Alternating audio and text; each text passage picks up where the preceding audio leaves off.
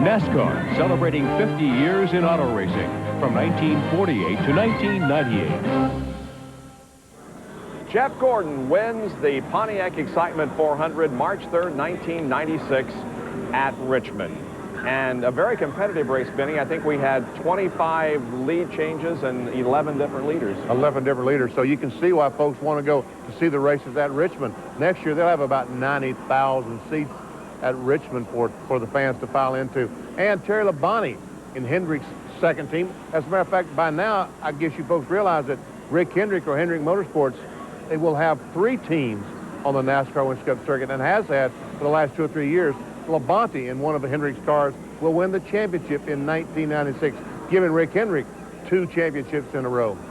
Well, now we move to our final race in our second marathon, the Southern 500 in August of 1997.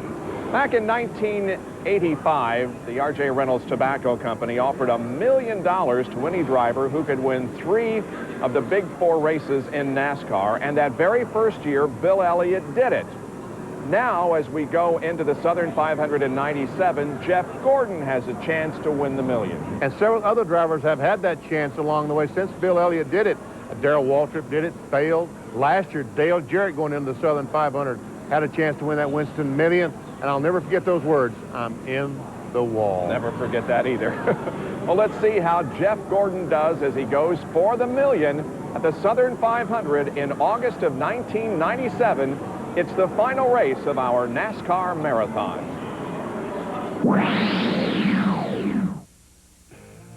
The man is Jeff Gordon. His mission is to add one more 500-mile race victory to his resume, which will mean a $1 million bonus. It'll be tough, but not impossible. It's been tried on 4 different occasions, but only accomplished once. Bill Elliott is going for immortality. Bill Elliott has won an additional $1 million in 1985. I'm genuine. I'm bona fide. Original, only one of a kind. I got too much hair, but none to spare. I'm a visual millionaire. Automatic, all that I want and I need. Automatic, all that I touch and I see. Automatic, I got a good guarantee. And you want me automatically. I stood by, gave it a try. Told my man I wish I never had. And I had a weekend binge with 3 best friends, teasing and Mary and God. Automatic, all that I want and I need. Automatic, all that I want and I need. Automatic, all that I touch and I see. Automatic, I got a good guarantee. You want me automatically. He's already won over $2.5 million this season, and today could add another $1 million. The 48th edition of the longest surviving race on NASCAR's oldest track takes on even more significance today as Jeff Gordon tries to become the second driver to win the Winston Million. Who in this country hasn't dreamed that one day you would win the lottery? Who hasn't wished they would have just one chance to chase a $1 million rainbow? Today, all eyes are focused on one man and his pursuit of the American dream. The task would seem simple for 26-year-old Jeff Gordon. If he is the first to finish 500 miles, then he will reap the riches. And Jeff, the questions millions want to know at home, what are your thoughts, and more importantly, what are your chances? Well, you know, I feel really good. We've had a great weekend so far. It's been a lot of fun going for this $1 million, but today's the true test, and we've been to Victory Lane here before in Darlington, and it's a tough, tough place to get there. But we do have that experience and hope that it pays off. Got a great team, and everybody's really doing a fantastic job so far. And if we can just stay out of trouble and be at the end, I think our chances are good. Many say it's one man chasing one chance for one race for $1 million, but I beg to differ. It is not one man, as he said. It is one team, and the man who leads that team is standing by with Bill Weber. And that would be Ray Evernham. Now, he turned 40 this week, but he hopes to turn $1 million here today. You idolize coaches like Vince Lombardi and Pat Riley, and you've told everyone how it could be $10 million, and these guys couldn't try any harder. So how have you prepared your team for this big event? Same exact way we prepared last week at Bristol. Everybody's worked real well with us, trying to keep the pressure off the guys and letting us do our job. And you know, when you come to Darlington, you can't force it here at this place. You know, you just got to kind of ride along with her and be in position at the end, and that's what we're going to do. You know, we're having fun with it. It's a great opportunity R.J. Reynolds has given us to go for $1 million, but, you know, we're going to have fun with it, but we're going to run our race. The last words you're going to say to your driver before we start. Well, normally I don't talk to them until we get rolling around, but I'm going to tell them, like, this is what I just said to you and what we talked about in the truck. You know, you can't force this place. You just got to ride it out because it always changes at the end. Good luck. Thank you very much. That's Ray Evernham, and his Rainbow Warriors are ready for the 1997 Mountain Dew Southern 500 and the quest And now, for $1 ladies million. and gentlemen, for the most famous words in the world of motorsports, today's Grand Marshal, David Norman. Gentlemen, start your engine!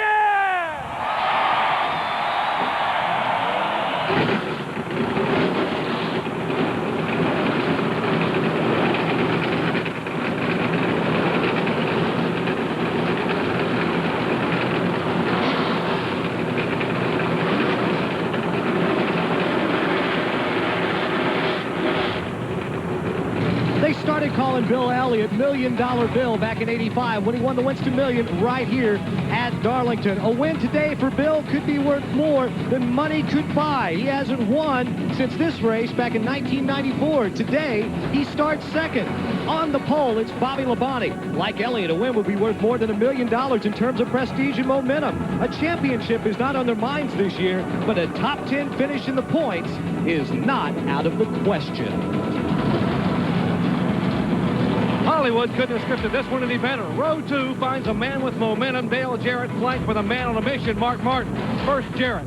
Nothing breeds winning better than winning. And Jarrett didn't just win here in the spring, he dominated. And you couple that effort with what happened last Saturday night at Bristol, and Jarrett gets the nod for momentum. Now the mission. Mark Martin's mission is to win a Winston Cup championship. He finds himself atop the points for the first time since October of 1990. He said no one, I mean no one, is going to outwork, outfocus, or out-effort us in the pursuit of that goal. Hey, only one guy in this field has a shot at the $1 million. And realistically, only 5 have a shot at the points championship. These other 38 guys are here for one reason, to try and win the Southern 500. In the last 2 races at this track, 2 different drivers, 2 sparkling second-place finishes. Hutch Strickland last year, Ted Musgrave this spring. The greatest names in NASCAR have been tortured by the lady in black, but occasionally she will smile at a driver. A fast, flirtatious smile. But it's probably just a tease. Is she offering fate or fantasy? Like most mystery women, it's often hard to tell. And all these things, the Winston Million, all these things the drivers are going for, and folks, such a very tough racetrack they've got to do it on. Benny, they don't call this track too tough to tame for nothing. It has bitten you, it's bitten me, it's bitten almost every driver who has run any amount of laps on this tough racetrack. You have to have total concentration every moment. And to add to that concentration level this year, they have flip-flopped the track. Going into turn 1, a single groove racetrack now, it used to be 3 and 4. And, of course, what used to be turns 1 and 2 is 3 and 4 and vice versa, and it keeps us all mixed up all day long, but that's going to add to their concentration level. And then pit stops. Pit stops. You know, some of the drivers that's pitting on the front stretch have never made a pit stop there. So getting in the pits, getting off the pits is going to be a problem for them.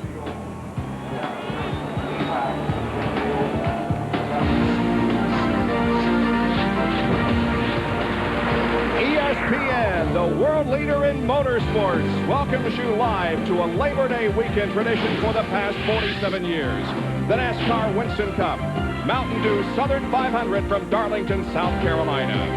As we enter this 23rd race of the year, the separation between first and second in points is the closest in history, with Mark Martin on top of the points for the first time since 1990. 3 drivers in the top 10, Jeff Burton, Bobby Labonte, and Ted Musgrave, are the only ones who have not won on this storied old racetrack. Hi, everyone. I'm Bob Jenkins. Let's sum it up just briefly before we go green. $1 million possible for Jeff Gordon, one of the closest points battles in history, plus a racetrack that these drivers have essentially never competed on. And while we're talking about potential winners, let me name a couple of more. Dale Earnhardt, a 9-time winner at this racetrack, and Jeff Burton, who has accumulated more points on tracks longer than 1 mile in length than anybody else in 1997. Jeff Burton drives a Ford here this afternoon, and as far as the breakdown is concerned, there are 20 Fords in today's field, 15 Chevys and 8 Pontiacs. Ford as the lead in the Manufacturers' Championship going into this event. Now let's take a look at the starting lineup. On the pole, Bobby Labonte, his second pole of 1997, and alongside Bill Elliott, first front row start since Phoenix in 95. The second row, Dale Jarrett won the spring race from the pole, and Mark Martin, the new points leader. The third row, Ken Schrader, fourth in last year's Southern 500, and Hut Strickland, who was second in that race. Going to row number 4, it's Jeff Gordon. 3 missions today, the points, the million, and winning 3 straight. And Dick Trickle, who's finished third last week, his best finish since 1990. The fifth row, Sterling Marlin, won Darlington win here in 95. And Ernie Irvin, whose first race in the 28 car was here in 1993. The next row, Brett Bodine, second in the 93 Southern 500, and Jeff Bodine, who finished third twice in 31 Darlington races. Then in the 7th row, we have Ward Burton, 8th Darlington race, and Michael Waltrip, one of his 4 7th-place finishes, was here in the spring. In row 8, we find Roush teammates Ted Musgrave, who finished second in the spring, and Jeff Burton. In row 9 this afternoon is Terry Labonte and Johnny Benson. And Ned, as you look at the rest of the starting grid, the racetrack is the same, but yet it's not the same. No, it's not the same because there are different numbers on the wall, and I think that will have a little bit of a mental effect. It'll take them a little while, even though they've been here for a couple of days in practice and of course in qualifying, but they got to get all of that in coordination with their spotter because they might call the wrong turn at the wrong time. A lot of great drivers back in the field here today, and this is a tough racetrack to pass on, but if you got a good race car, you can do it. We've heard Ray Evernham and Jeff Gordon say that it's just another race. You prepare for this race just like you did last weekend at Bristol. But is it, Benny? No, it's not. This is the Mountain Dew Southern 500. There's the final row, Jeff Green and Lance Hooper.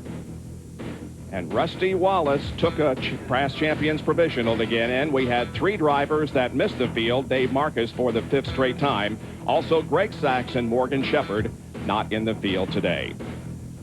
Onboard cameras, starting 43rd today, Rusty Wallace, the Miller Lite Ford.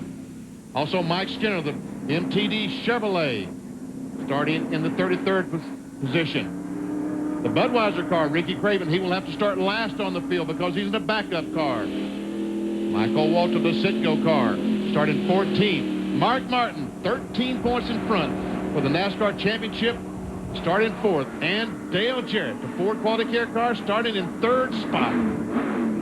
And we will have an onboard camera with Jeff Gordon and a lot of extra coverage. The crowd is on its feet. Every seat is filled. The 48 Mountain Dew Southern 500 is under green.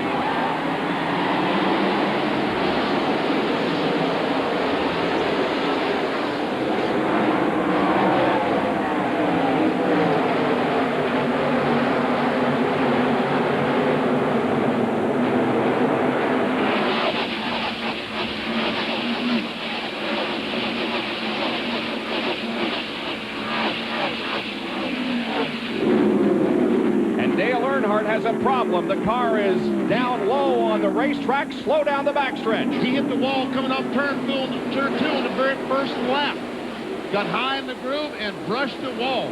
The first lap is complete, and Bobby Labonte has led his 8th race of 1997. And Earnhardt slow here on the main straightaway now as we go back to the racetrack and see Bill Elliott within a car length. As Earnhardt went by our booth position here, you can see a good bit of damage to the right side of the Goodrich Chevrolet. See Jeff Gordon back in 6th spot. It was Kenny Schrader yesterday afternoon at happy hour that Gordon was battle for the lead. Bill Elliott will take the lead coming off turn 2. Bill Elliott, a 5-time winner here in Darlington, twice in the spring race, and he's won the Mountain Dew Southern 500 3 times, is in the lead now, and here comes Dale Jarrett challenging Bobby Labonte for the 2nd place, and Ted Musgrave and Jeff Burton, teammates for Jack Roush, move up past Michael Waltrip. Terry Labonte's going to try to follow because the position is on the inside going down in turn 1. Labonte backs off, widely backs off, lets Michael Waltrip get down to the corner. So Michael, in a favorite return, lets Terry Labonte go by. On board with Michael Waltrip. And Jeff Gordon is trying to take over the 6th position from Ken Schrader and does so. That was the car he was trying to pass in practice yesterday, and they almost wrecked, but he gets by and cleaned it this time. And the battle is for 2nd position now as Dale Jarrett and Bobby Labonte are going at it. Mark Martin watching from the 4th position.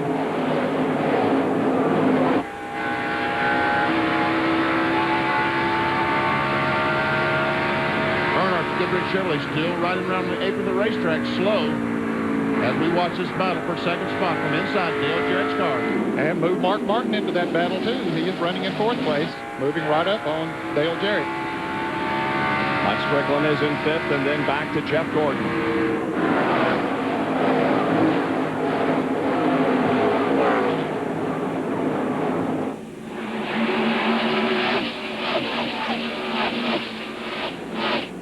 Jarrett was challenging for that 2nd position. Oh, we got a crash up in turn number 1. Bobby Hamilton is involved, so is Kyle Petty and Robbie Gordon. And Rusty Wallace also has damage on the Miller Lite Ford.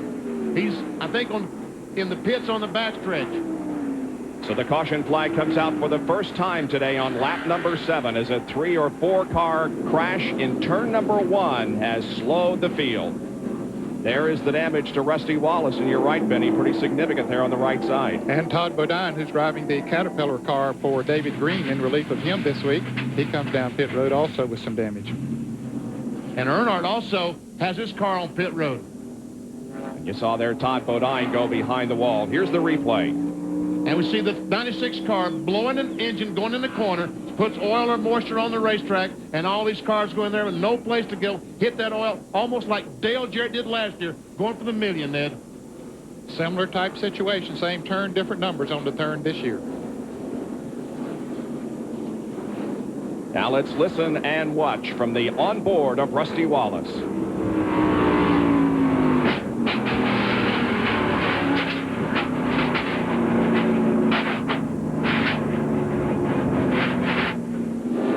Quickly things occur. How quick do they occur is right. And when something like that happens in front, we see Earnhardt in the pits. Rusty Wallace right behind him with the hood up on his car. But there's nowhere to go when you hit an oil slick like that except into the wall or another car. Well, this accident occurred toward the back of the pack. Everybody up front, including Jeff Gordon, is okay. The 30 car of Benson is now on pit road also with the change of tires going on in that car. Also a heavy chassis adjustment.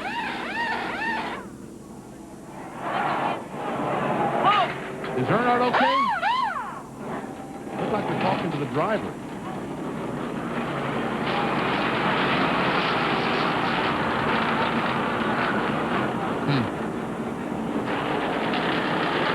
Let's check this out.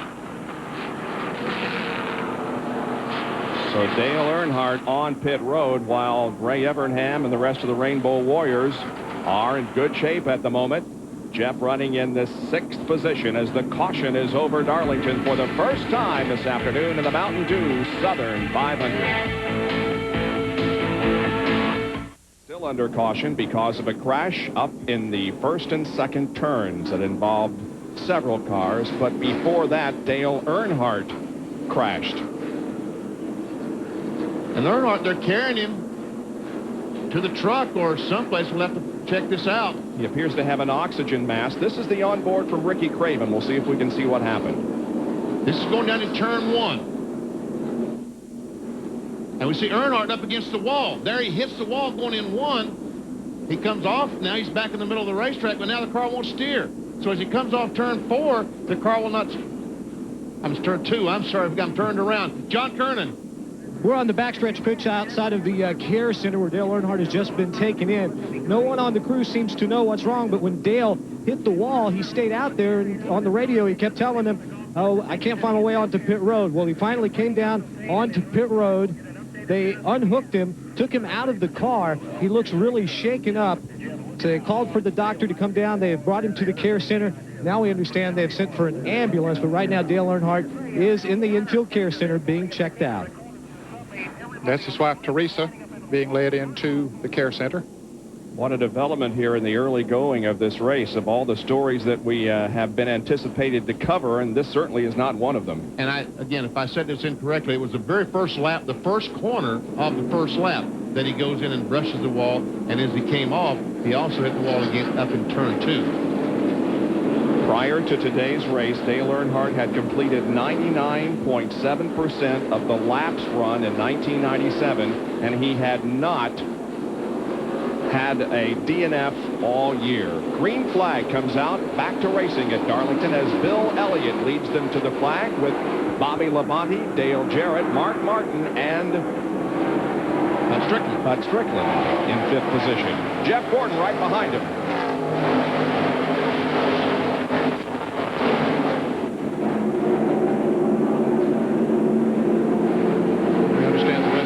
Might be finished for the day. They might have had an engine problem along with hitting the wall. Could have over-revved it or something like that. Spun it backwards there.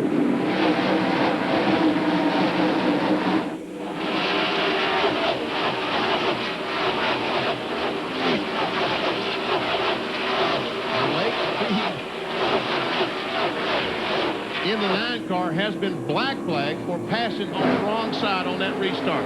He was running up in the 20th spot. Tough break for leg speed. You can't pass on the inside before you take the flag or cross the line, and apparently leg speed did, so he's being penalized. That'll be a stop-and-go penalty. He'll be fortunate to get in and out and not lose a lap. John Kernan is with Rusty Wallace. And an early into your day, Rusty, what happened to the car? They blew up going into turn 1. Somebody did laid oil down everywhere, and we all hit it. Everybody crashed right behind him. It was just a real bad deal. I qualified bad, and when you qualify bad, that's what gets yourself into. But, man, the car was handling perfect. I was really happy with it. Well, a short day for Rusty Wallace. He's heading back to the trailer to make the drive back home to Charlotte. Back in the middle of the pack, we're watching action here involving the 22 of Ward Burton. Terry Labonte is right behind him, and then Jeremy Mayfield. And that's back in 15th, 16th, and 17th as you look at a Napa Field summary with the numbers in parentheses indicating that driver's starting position.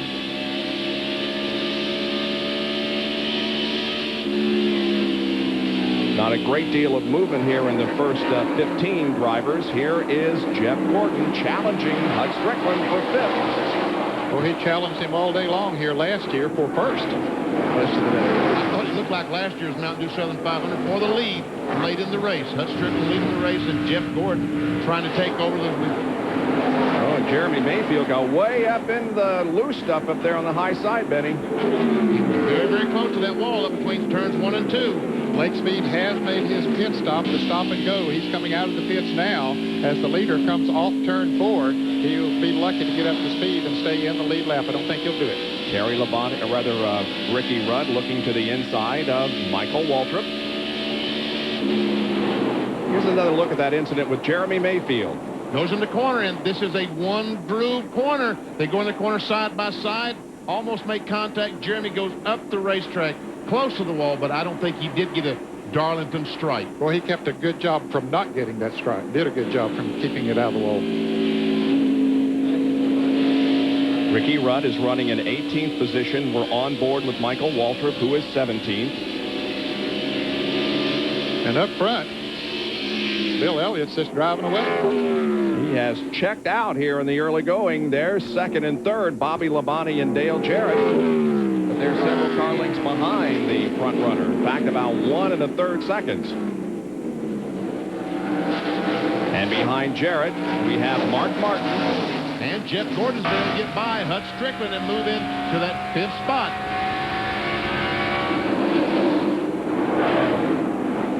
There is Gordon with $1 million riding on this race here today. If he wins, he collects the Winston bonus. Well, I suspect he likes where he's at right now. Sort of sitting there, nobody close to him in front or behind. Got a good, clean racetrack to run on there. That's a good position to be in. Ride there for a while. Jeff Gordon, who has a great talent for saving those tires, riding around there, saving those tires. And when everybody else's tire starts wearing and slowing down, his car maintains that same speed. Jerry Punch? Yeah, that's exactly what Ray Abraham just said to Jeff Gordon. He said, Jeff, you got to think survival for 400 miles. All you want to do is survive for the first 400 miles, and then we'll go after them the final 100. But you're great exactly where you are. Kyle Petty is in. Here's John Kernan. Kyle Petty on the backstretch. He's gotten into somebody on that last wreck out there and had bowed the nose under so that the front air dam was actually dragging the racetrack. So Kyle has come down pit road. He's lost several laps here already, but the team has fixed that damage. Now they're checking under the hood to see if there's anything else wrong with the car. But Kyle Petty sitting here on pit road and out of contention for now. His best finish here at Darlington way back in 1991 in the spring race. He was in 6th position. The 99 car of Jeff Burton is on the move. Burton with an outstanding and impressive performance in the Busch Series race yesterday here at Darlington. I'm sorry, Nate, go ahead. He got a lot of positive experience there yesterday by winning that race. Got these turns implanted into his mind, coming right on through. He's now in 9th position. Bill Weber. And guys, that's exactly what Jeff Burton wanted to talk about yesterday afternoon. The experience and the great run that he had in the Busch race. Now, Mark Martin just got passed by Jeff Gordon as he continues his march toward the front. But the story on Burton is the fact that yesterday in happy hour, they had to chase this car a little bit. But the weather change from yesterday to today is considerable. He told his crew the car is good, trying to get around and does slide by Dick Trickle, but he's not sure how good it can be because of the change in the weather. They built that car specifically for Darlington. They brought it here and tested here. They are a team that definitely plans to win here today. Jeff Burton already up to 8th position. He started in 16th, was in that spot for lap number 1, but then he began the move, and since lap 15, he has picked up 6 positions. Meanwhile, back up front, it is still Bill Elliott in the lead. The Mountain Dew Southern 500, 23 out of 367 laps have been completed, and look at his advantage now. On second place, Labonte and Jarrett. About 2.8-second lead for Bill Elliott, who won the Winston Million back in 1985, and the only driver who has ever done that. Back in a moment. NASCAR celebrating 50 years in auto racing from 1948 to 1998. Welcome back to ESPN's live coverage of the Mountain Dew Southern 500 from Darlington Raceway in South Carolina. Jeff Gordon has taken over the 3rd position. He's passed Bobby Labonte, who was passed by Dale Jarrett just a couple of laps ago while we were in break. So it's Elliott, Jarrett, Gordon, and Bobby Labonte.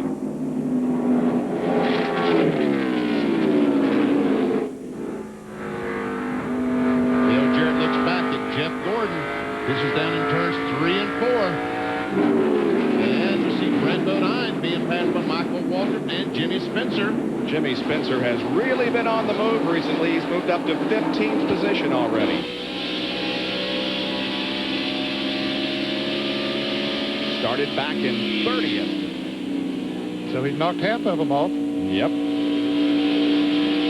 Last time by, Jeff Gordon was the fastest car of the top 6. Here is Elliott completing lap number 30.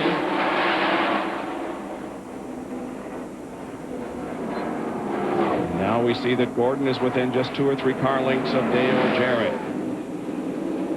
This is how Jarrett got second from Bobby Labonte. Goes down turns 1 and 2. Labonte drifts up. Jarrett turned the car, goes under him. Come off turn 2, takes the spot. And now we will see Bill Elliott continuing to lead, a 3.8-second advantage on Dale Jarrett.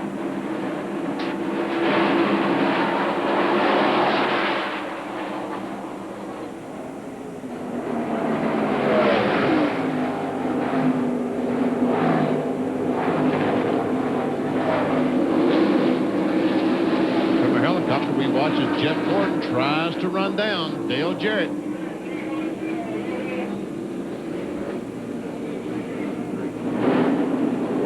Talked about Jeff Burton a moment ago, guys. He still continues to move towards the front. He has moved up to 6th.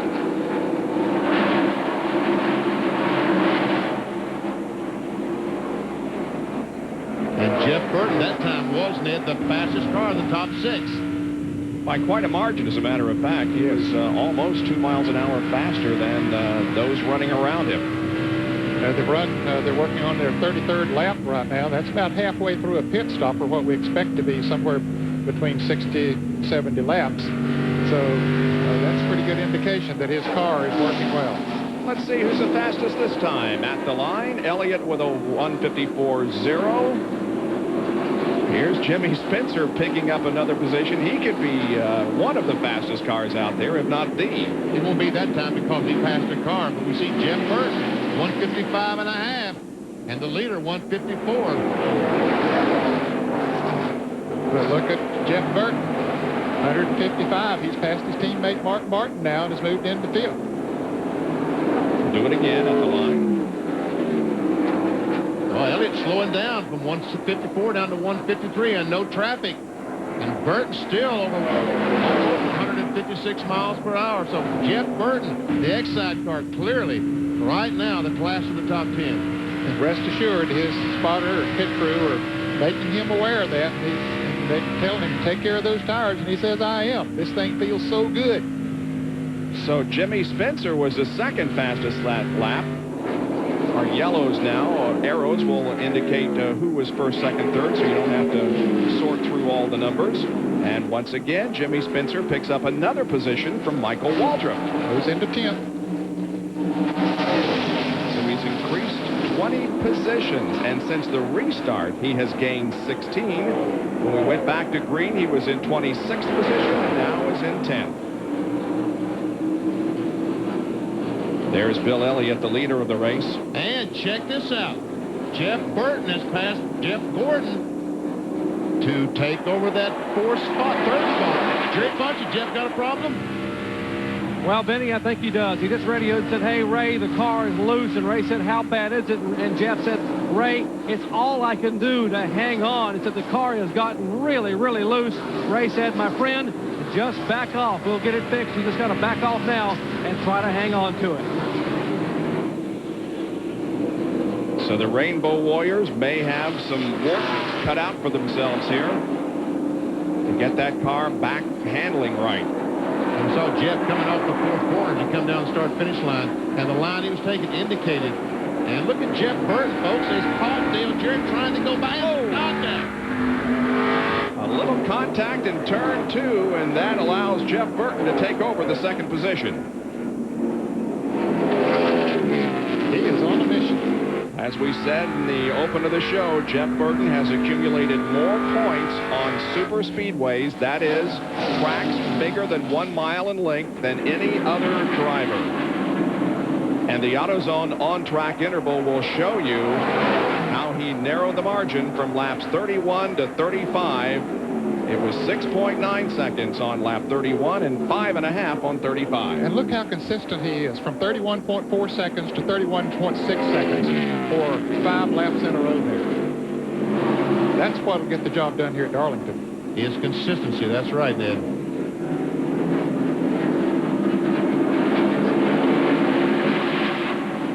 Bill Elliott continues to set the pace here. The lead he has is a little over 4 seconds now, and so Bill Elliott, who in the last 6 races has climbed from 13th to 9th in the point standings, maybe on his way to duplicating what he did here in 1985, winning the race, but only Jeff Gordon eligible for the Winston Million here this afternoon.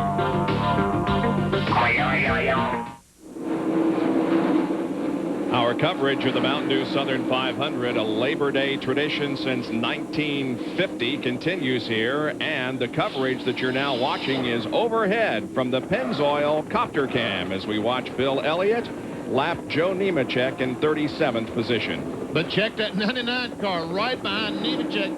The difference now is just car lengths. It was seconds when we went to break. It is now car lengths as Nemechek moves over, and Burton just about 5 car lengths behind Bill Elliott. Let's get an update on Dale Earnhardt as we talk with Richard Childress. Here's John Kernan. Richard Childress has just come out of the infield care center where Dale Earnhardt is being examined. Richard, how is Dale? Well, he's stable. He kind of started. I talked to him for just a minute. He was seeing double. he was a little real groggy before the race started, and his voice, we were going to try to get him in before the race ever started, and he didn't hear us. He couldn't communicate with us, and so we're going to go see, and that's all I can tell you at this time. We'll be transported to another hospital, right, for further evaluation. They're transporting to the hospital now, and that's where I'm headed. And Mike Dillon getting in the car to run some laps the rest of this race, maybe? I don't even know who's getting it. I'm worried about Dillon. As we all are. That sounds like a very strange situation, Ned. Yes, it does, and certainly our prayers and best wishes will be with him. Well, as you can see, Jeff Burton has taken the lead, and it's the first time he has ever led a Southern 500 in his 4th race. And we look at on Elliott's times on 18 laps, 24, 32, 44. We see 30.8. He goes down to 33.2. Look at the drop-off. Ned talked about just a moment ago, saving those tires. And right now, on lap 44, Jeff Burton was running 1 second faster than Bill Elliott. At lap 18, they were running just 0.2 of a second apart.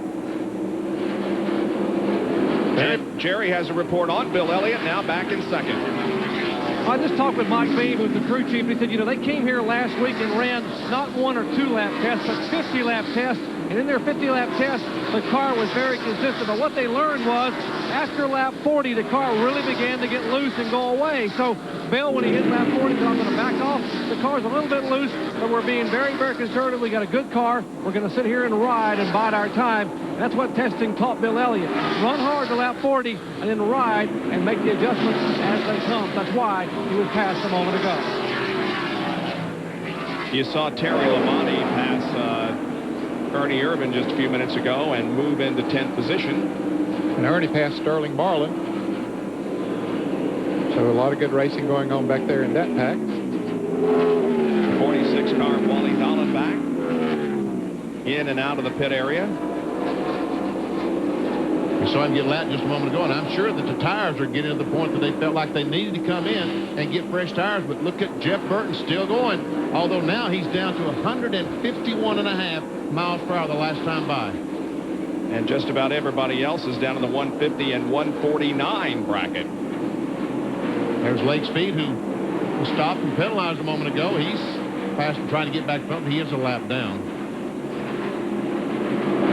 The battle between the 4 car of Sterling Marlin and the 10 of Ricky Rudd is a battle, and it's for 12. And Rudd moves on the inside, takes his tide forward on the inside of the Kodak Chevrolet. Looks like he might have that position.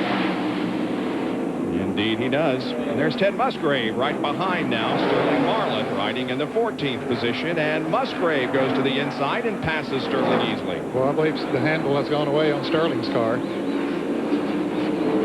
Ricky Rudd has had a good movement toward the front since the restart on lap number 12 when he was 19th, and now has moved up to the 12th position. So the winner of the Brickyard 400, in fact, he has won 2 races in 1997 and now is in 12th. Ricky was very good in happy hour practice yesterday afternoon, Bob, and this track sort of suits his driving style. He's very smooth, and you got to be that way on this racetrack. He's also very patient. And see Jeff Burton back in the traffic trying to get by Dick Triple, put him a lap down. Last time by just 148.6 miles per hour for Burton as he tries to wade his way through this traffic. And Jimmy Spencer has moved up to 7th position. Bobby Labonte falling back here with Michael Waltrip passing on the outside. Yeah, Bobby's car is not very good either right now. He would sure like an opportunity to come in the pits and get some new tires on that thing, make some adjustments.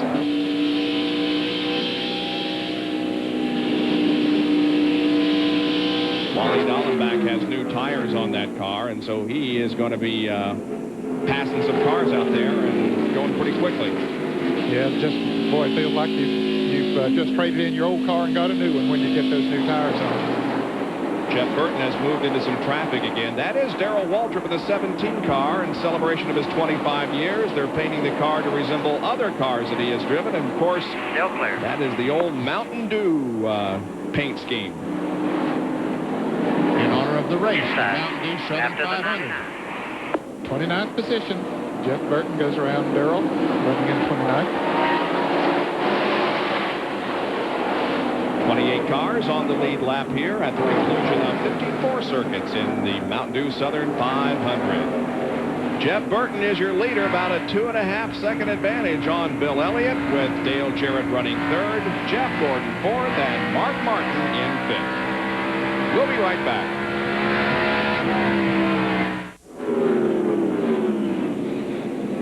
Jeff Burton leads the Mountain Dew Southern 500 with 58 laps completed. There is Jeff Gordon, who is in fourth position at the moment, a little over 4 seconds behind the leader.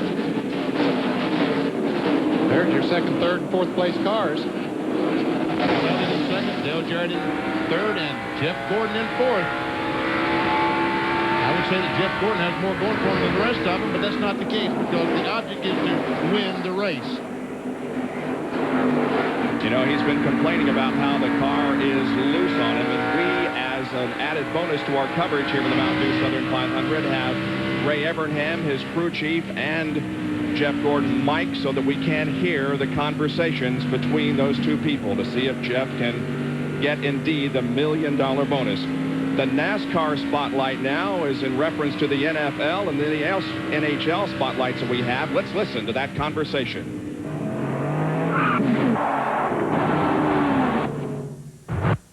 All right, bud, you're running a pretty good clip there. Is the looseness all the way through or just exit? Pretty much all the way through. 4. Up to 99 inside, clear behind.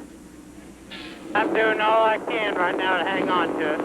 10-4. Be smooth, do as best you can. When we pay, we'll get you tightened up, bud. Doing okay, man. Pit stops will be 10 to 15 laps. Have me look at your temperatures again when you get a chance. Is that Ray Evernham cool or what? Boy, he sure is. Calm. He said, we're okay. I mean, you're a little loose. When you come in, we'll fix the thing. Gives the driver all the confidence in the world that it will be fixed. And those pit stops will be coming up here pretty soon, I think, Benny. Several cars have already pitted, including Bobby Labonte coming into the pits right now. Sterling Marlin's coming into the pits. Rick Mast is in the pits. So it is green flag pit stop time, Jerry Punch. All right, Bobby Labonte, he just complained to Jimmy Maycar that the car was loose getting in the corner, and in the middle of the corner it would not turn. It's sort of an enigma. As Bobby tries to get the water bottle, he can't quite get it in the window. He will change 4 tires on the Interstate Battery Pontiac. The pole-sitting car has just gone away. They have made a track bar adjustment, trying to tighten the car up, getting into the corner. Now they get it full of fuel. They spill some fuel. Left front, left rear tires going on. They pull the jack, and the pole-sitter is down and away. 22.4 seconds as Jeff Gordon heads on the pit road. They felt like they couldn't wait any longer. He had to come in, get those 4 tires on, make that chassis adjustment. Now they're just praying no caution flag for the next few laps until all the other cars make their pit stop. Here's Jerry. Jeff Gordon's Rainbow Warriors go to work, and they put the handle in the right rear. They're going to work on the track bar and try to tighten the car up. You heard Jeff Gordon say to Ray Evernham, I'm doing all I can do to hang on. Great pit stop on the right side. They cleaned the grill. Jeff had just reported the water temperature was really getting up. Watch him brush that front wheel. 18.2 seconds, great pit stop. That's the kind of stop that can win you $1 million. Wow, just outstanding work by the Rainbow Warriors as Gordon goes back out onto the racetrack. And that's something we haven't mentioned, is about the rubber that accumulates on the grill of these cars and makes them overheat. They got to be sure. We see that guy rubbing, trying to get that rubber off the grill of the 28 car. If they don't, they'll overheat. As Musgrave comes in the pits. And here, because of the consistency of the racetrack service, that plays a major part more than any other racetrack, or just as much. Yes, it does. Say more than most other racetracks. So Ted Musgrave's crew goes to work on his car. Bill Elliott's coming down pit road. There you see Bill coming into the picture. Jerry? Well, I told you Bill Elliott's car had gotten a little bit loose after lap 40. They're going to take a rubber out of the rear. They put the right side tires on. Awesome Bill from Dawsonville, who won back in 1985. Got his last Winston Cup victory came right here in September of 94, 3 years ago. Left side tires, a little problem now with the jack. They finally get the car jacked up. Left front going on, left rear going on, and now 24 evens we go to Bill Weber. 1 year ago, Dale Jarrett was going for the $1 million. Today, he's going for 185 points. Right side tires, track bar adjustment on the Quality Care Ford. Now around to the left side, and they make a wedge adjustment on the left side. DJ gets his left side tires. Old one's off, new one's bolted on. Fuel is in. DJ's down. And Dale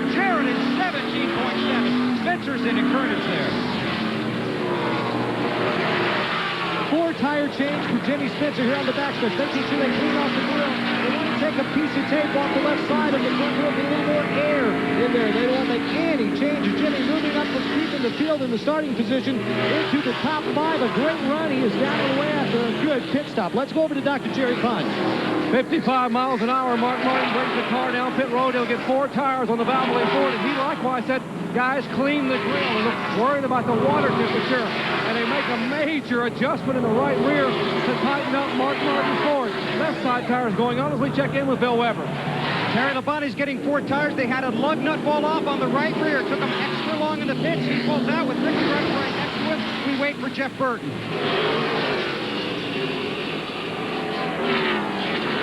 Jeff Burton continues to stay out there as Ricky Rudd and Terry Labonte come out of the pits. So Burton, the way his car is handling, he won't lose as much as some of the others would on staying out there because his car is running faster than they were, but he can't afford to stay too long. That's right, because the last time by, Jeff Burton ran 151.5 miles per hour. The 6th place car, Jeff Gordon, ran 159 miles per hour. So that's how much time he's losing while he stays out there with those worn tires and almost spun out. He had to get on the binders hard there to enter pit road. We talked about how that might be a problem for some of the drivers. Bill? Now Jeff Burton has to be patient as he crawls down pit road.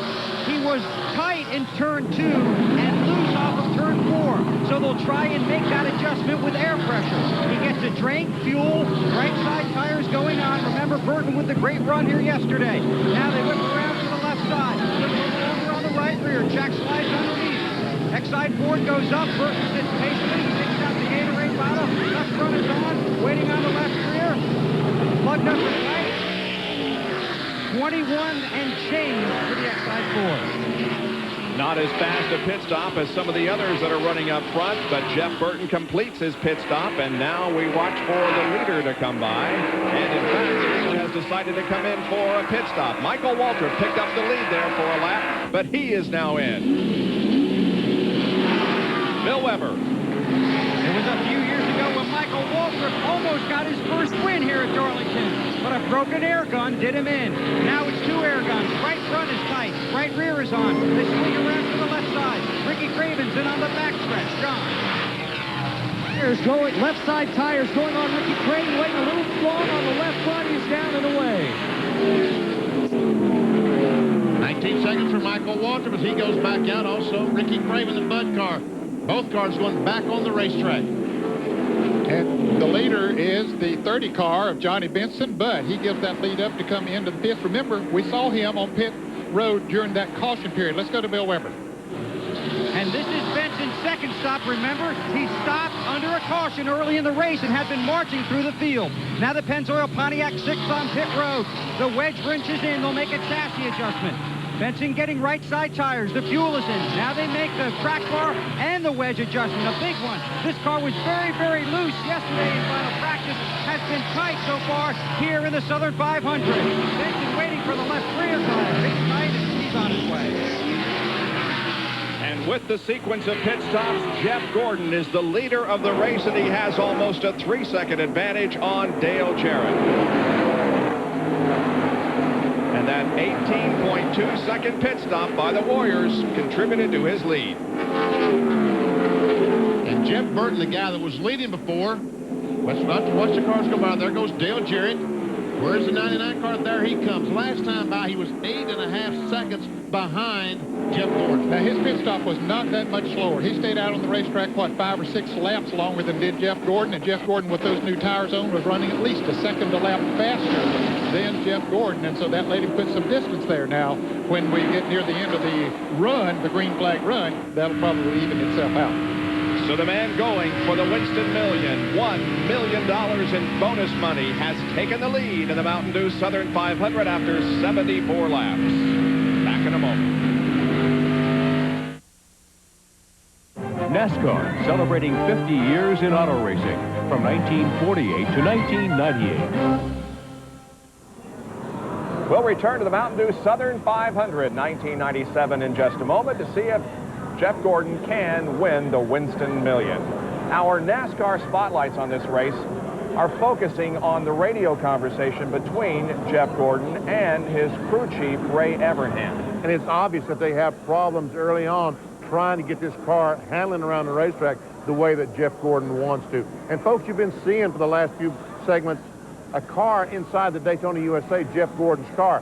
That is the car that he won the Daytona 500 with. That's what started this Winston Million thing. If you win 3 of the 4 races, that's the Daytona 500, the Winston 500 at Talladega, the Coca-Cola 600 at Charlotte, or the 3 of those 4, the Mountain Dew Southern 500, you win the Winston Million. This car in Daytona USA on permanent display from February of 1997 until February of 1998, when the next car that wins the Daytona 500 will go in the same spot. Well, certainly one of the big stories at this point in the race is what happened to Dale Earnhardt, and we never get a chance to update what happened during this race simply because we didn't know. We now know that they never really did find out what happened to Dale. Even as we didn't know during the race, now it's months later, and we still don't know what happened to Dale Earnhardt. After this race, folks, he went to the Baptist Hospital at Winston-Salem, North Carolina, had checked over from stem to stern. They said, Dale, you're in perfect health. They have no explanation why he blacked out. I'll never forget his quote. He said, they checked me for everything but pregnancy. Okay, let's go back to the Southern 500, 1997 at Darlington as Jeff Gordon goes for the million.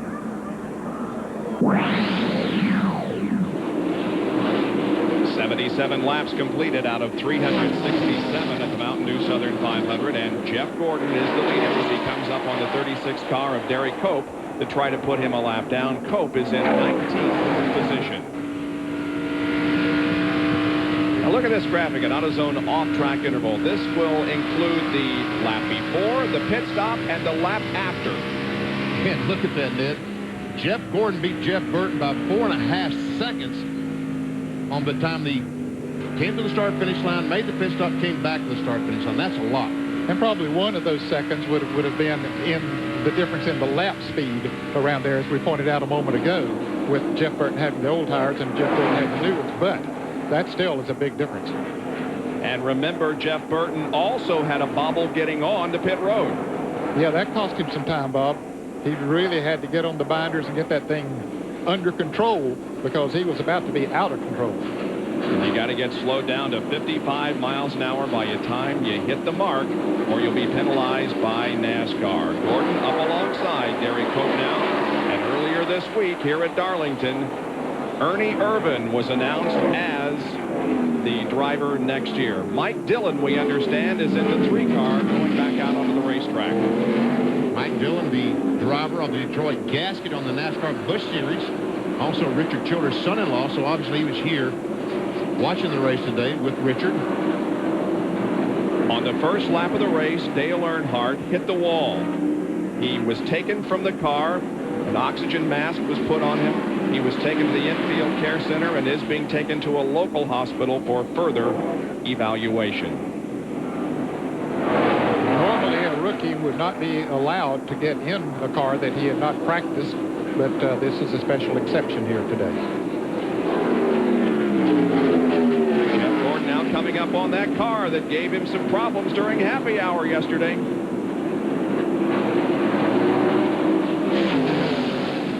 He might give him some trouble today because this Kenny Schrader in the Skoll car will go a lap down if the 24 car should pass him. So we know that this Schrader does not want that 24 car to go by. But can he stop it? Doesn't look like it. No, don't think he can. And Schrader's running at 18th position, so now 17 cars are on the lead lap, and the next one to go down would be Jeff Bodine. Here's the battle for the 8th position, Ted Musgrave and Hut Strickland. And let's put Musgrave in front of Hut Strickland. Boy, Hut sure must like this racetrack. He runs well here, doesn't he? Yes, he does. Gordon just passed Ken Schrader to put him a lap down, and let's take a look at what I mentioned just a few minutes ago, and that is the problem that Jeff and Kenny had during happy hour yesterday. Watch as they come off turn 2. They're just practicing, but Gordon gets the car about 30 degrees sideways, touches the left rear tire on Schrader's car. Schrader, meanwhile, brushed the wall when they came off the corner. It was just 6 inches from disaster for both those cars. Could have been $1 million moment right there, but everything came out okay, and now Jeff Gordon is leading the race. On board with him, the Napa Field summary will show you where everyone is running. Terry Labonte and Bobby are running together on the racetrack, 9th and 10th. Terry just got around Bobby for 9th.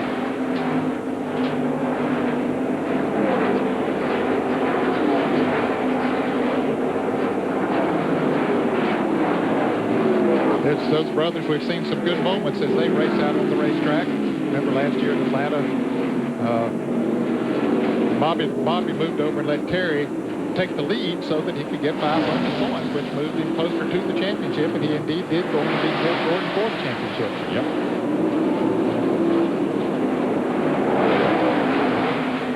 It was just another step towards helping to spoil Jeff Gordon's efforts in trying to win the championship last year. There they come up on Mike Dillon.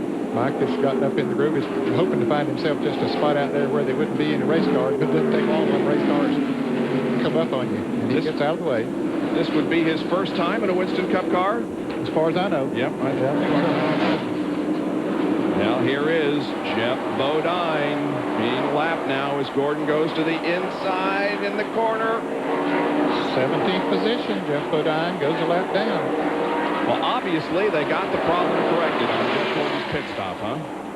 It looks like they do have the car in pretty good shape. And, you know, Jeff Burton, the guy who just dominated the first segment, right now he's gaining a little bit on Jeff Gordon, but not as fast as we thought he would with those fresh tires. He now is a little less than 5 seconds behind. As Wally Dallenbach is very slow on the backstretch. There's the 99 of Jeff Burton, Bill Weber. Well, guys, Jeff is definitely driving that car, but Buddy Parrott is coaching him from the sidelines. He was just 3 laps into this run on those new tires when Buddy Parrott told him, now you take care of those tires. 1 second later, Todd Parrott was on the radio to Dale Jarrett, told him the same thing. Take care of those tires, like father, like son. These guys know you can't win the race after just 88 or 89 laps. It's 500 miles here at Darlington. You want to be on the lead lap and then make your run late in the race. Terry Labonte moves around Hut Strickland, takes over the 9th position, and here comes Ricky Rudd in the tied Ford number 10. As Hut looks like a wiggle a little bit coming off the turn. Turn 1, turn 3, I'm sorry, used to be turn 1. They got me messed up turning this racetrack around. Now the exit off turn 4, come to the start-finish line. I don't know where that is. Right below us. That's right. And these guys, even though they're running for 8th, 9th, or 9th, 10th, and 11th position, they are but about a quarter of a lap in front of Jeff Gordon. Let's check the speeds at the line. We see that lap, Dale Jarrett was the second place car, was faster than the leader, Jeff Gordon. And he might be the fastest car in the top 6. Well, he was a little over 3 seconds behind Gordon after they made their pit stop. So he's pared it down now to about 1 4/10 seconds. And Labonte with the 3rd fastest speed there on that lap.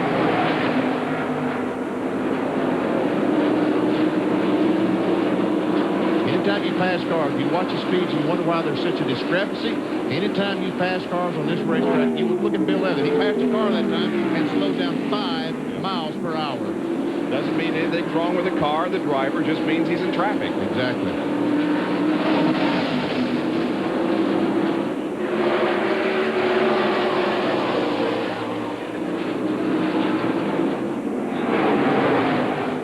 Michael Waltrip had a good lap that time, as well as did Mark Martin. Yep.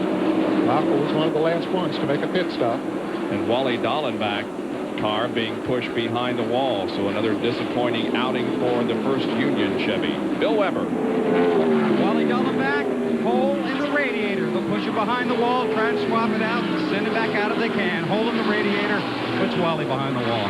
2 cars are shown out of competition. The 96 car of Todd Bodine and the 2 car is also being shown out of the race. That, of course, is Rusty Wallace. There's Jeff Gordon. And the Mountain Dew Southern 500 continuing here with him leading by a second over Dale Jarrett.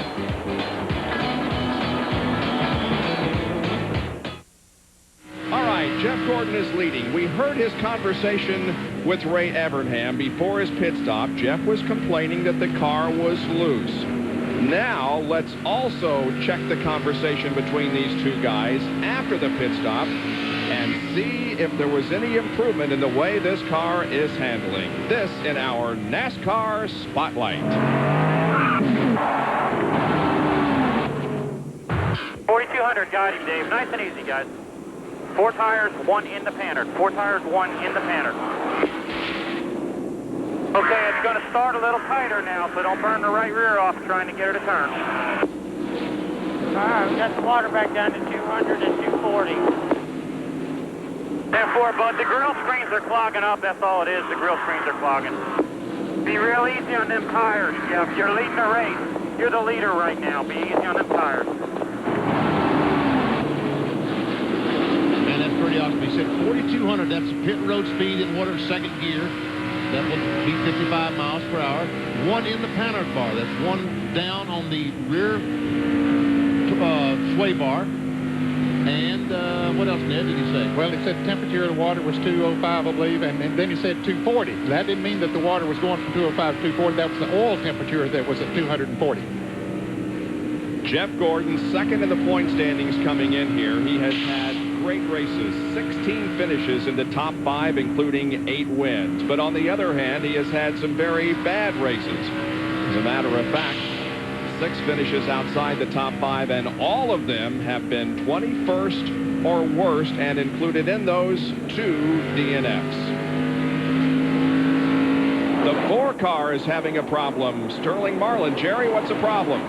Well, after a great qualifying effort, Bob, Sterling said the car had a little bit of a vibration, and a moment ago he radioed said something in the engine, something inside. Then he radioed back to Ron Pittman, the engine builder, and said, apparently we have dropped the valve. And now Sterling just said, I got to get the pit road. It's getting worse and worse. It may be getting ready to blow. I'm coming in. Winner of the spring race here in 1995, Sterling Marlin, who has not had a good 1997. He is 11 points positions lower now than he was at this time last year. And Bobby Hamilton will drive this car next year. It was announced here on Friday that Bobby Hamilton will move into the Kodak Film Chevrolet in 1998. The leader, Jeff Gordon, continues to work traffic out there. Goes by Lance Hooper as he come off turn 2 in the 88 car. Dale Jarrett at just a few car lengths behind last time by. 3/4 of a second behind. Jeff Burton's closed into about 3 1/4 seconds. And Sterling Marlin does take his car to the garage area. We have had 5 leaders so far this afternoon, 4 lead changes. Bill Elliott has led the most laps, 43. Gordon has led 32, still in the lead. Burton Jeff has led 25. Michael Waltrip led 2, and Bobby Labonte led 1. Another Napa field summary, showing you where everybody was running last lap.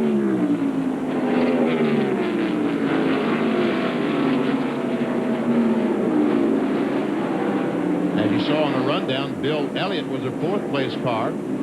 He is 7.5 seconds behind the leader. There he comes off the corner, trying to put a lap on Ward Burton.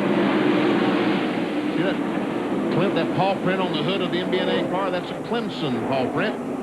Clemson University here in South Carolina. Back in 5th position is Jimmy Spencer. Boy, he's given this car a good run. This is one of Jimmy Spencer's favorite racetracks, Darlington. Does very well here. It was announced this week also that he would be back in that car next year. Next is the 16 of Ted Musgrave. And Michael Walter. Both those cars running in 6th and 7th spot. Pretty close together.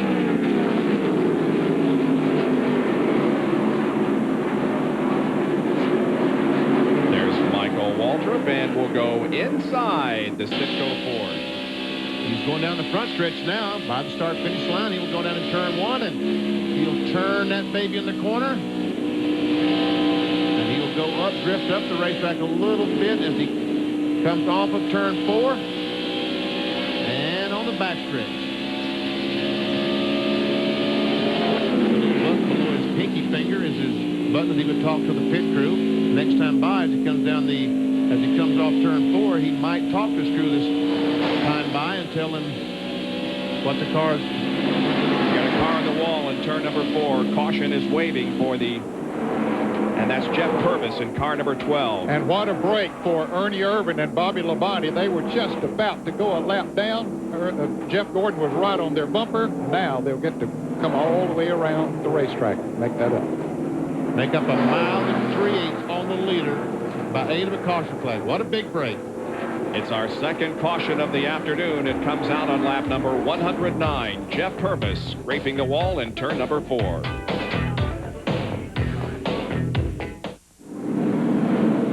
Field is under caution this afternoon for the second time in the Mountain Dew Southern 500, and Ernie Irvin is showing significant damage, and he wasn't the reason for the caution.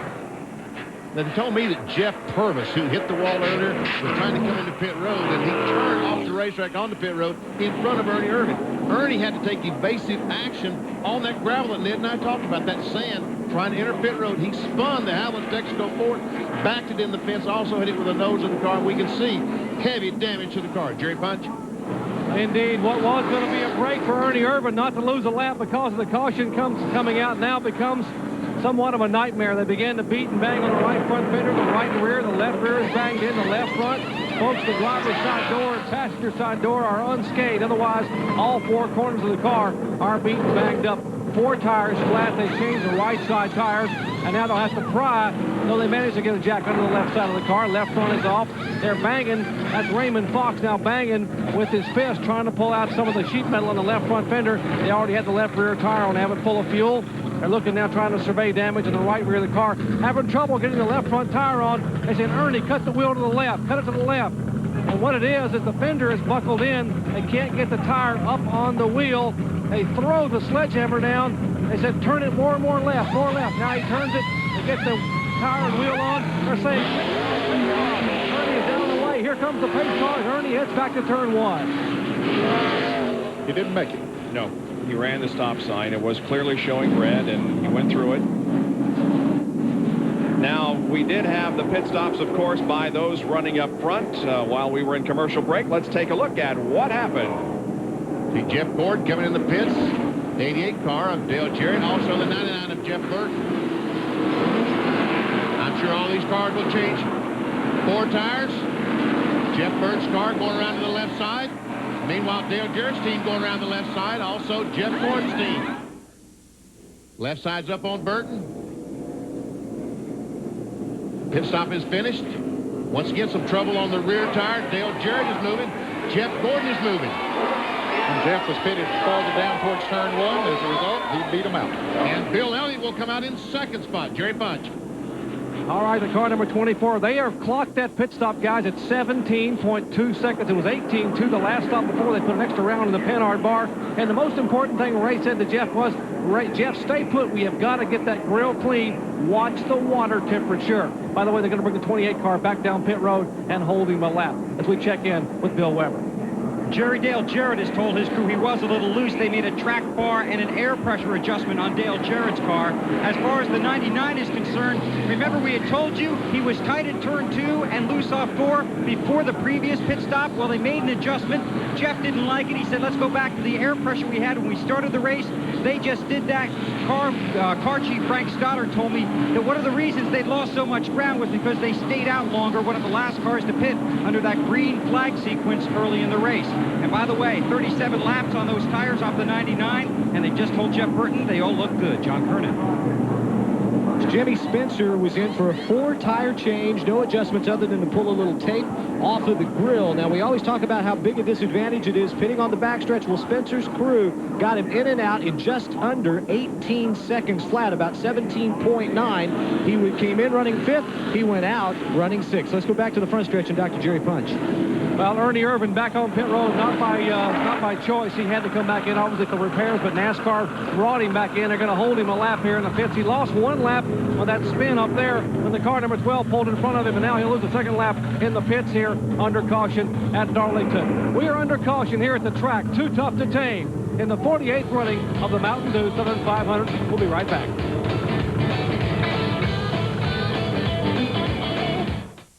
NASCAR, celebrating 50 years in auto racing from 1948 to 1998.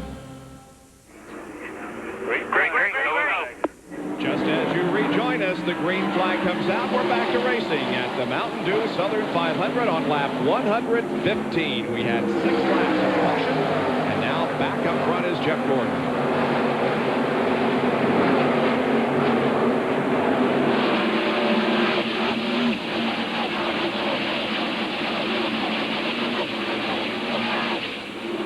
Let's see if Bill Elliott can get that speed that he had early on in the race as he tries to chase down Jeff Gordon.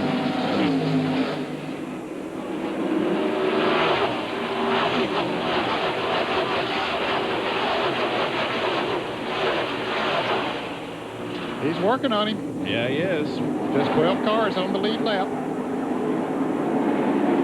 $2 million drivers right here. Bill won it in '85, and Gordon wants to win it this year. If he point Elliott by, yeah, he's going to let him go. He's not going to fight him. Don't take a chance. That's good thinking, Jeff. So we have Ford against Chevy up front in 15 races here in the 1990s. Chevy has won 10, Ford has won 4, and Oldsmobile has won once. Pontiac has not won in the modern era. Dale Jarrett tries to get by, and he will get alongside Jeff Gordon to go down in 1. They get awfully close together. Man. Jeff Bodine is right there also. He is a lap down. Jeff Gordon will let him sort of sort things out here. He didn't really need to be in there racing real hard. You know, he's got 5 bonus points already for leading. And still lots of laps left here. He can still get the 5 bonus points for leading the most laps. But if he don't, not that big of a deal. And the Excite car of Jeff Burton once again is on the move. He's up to 4th spot.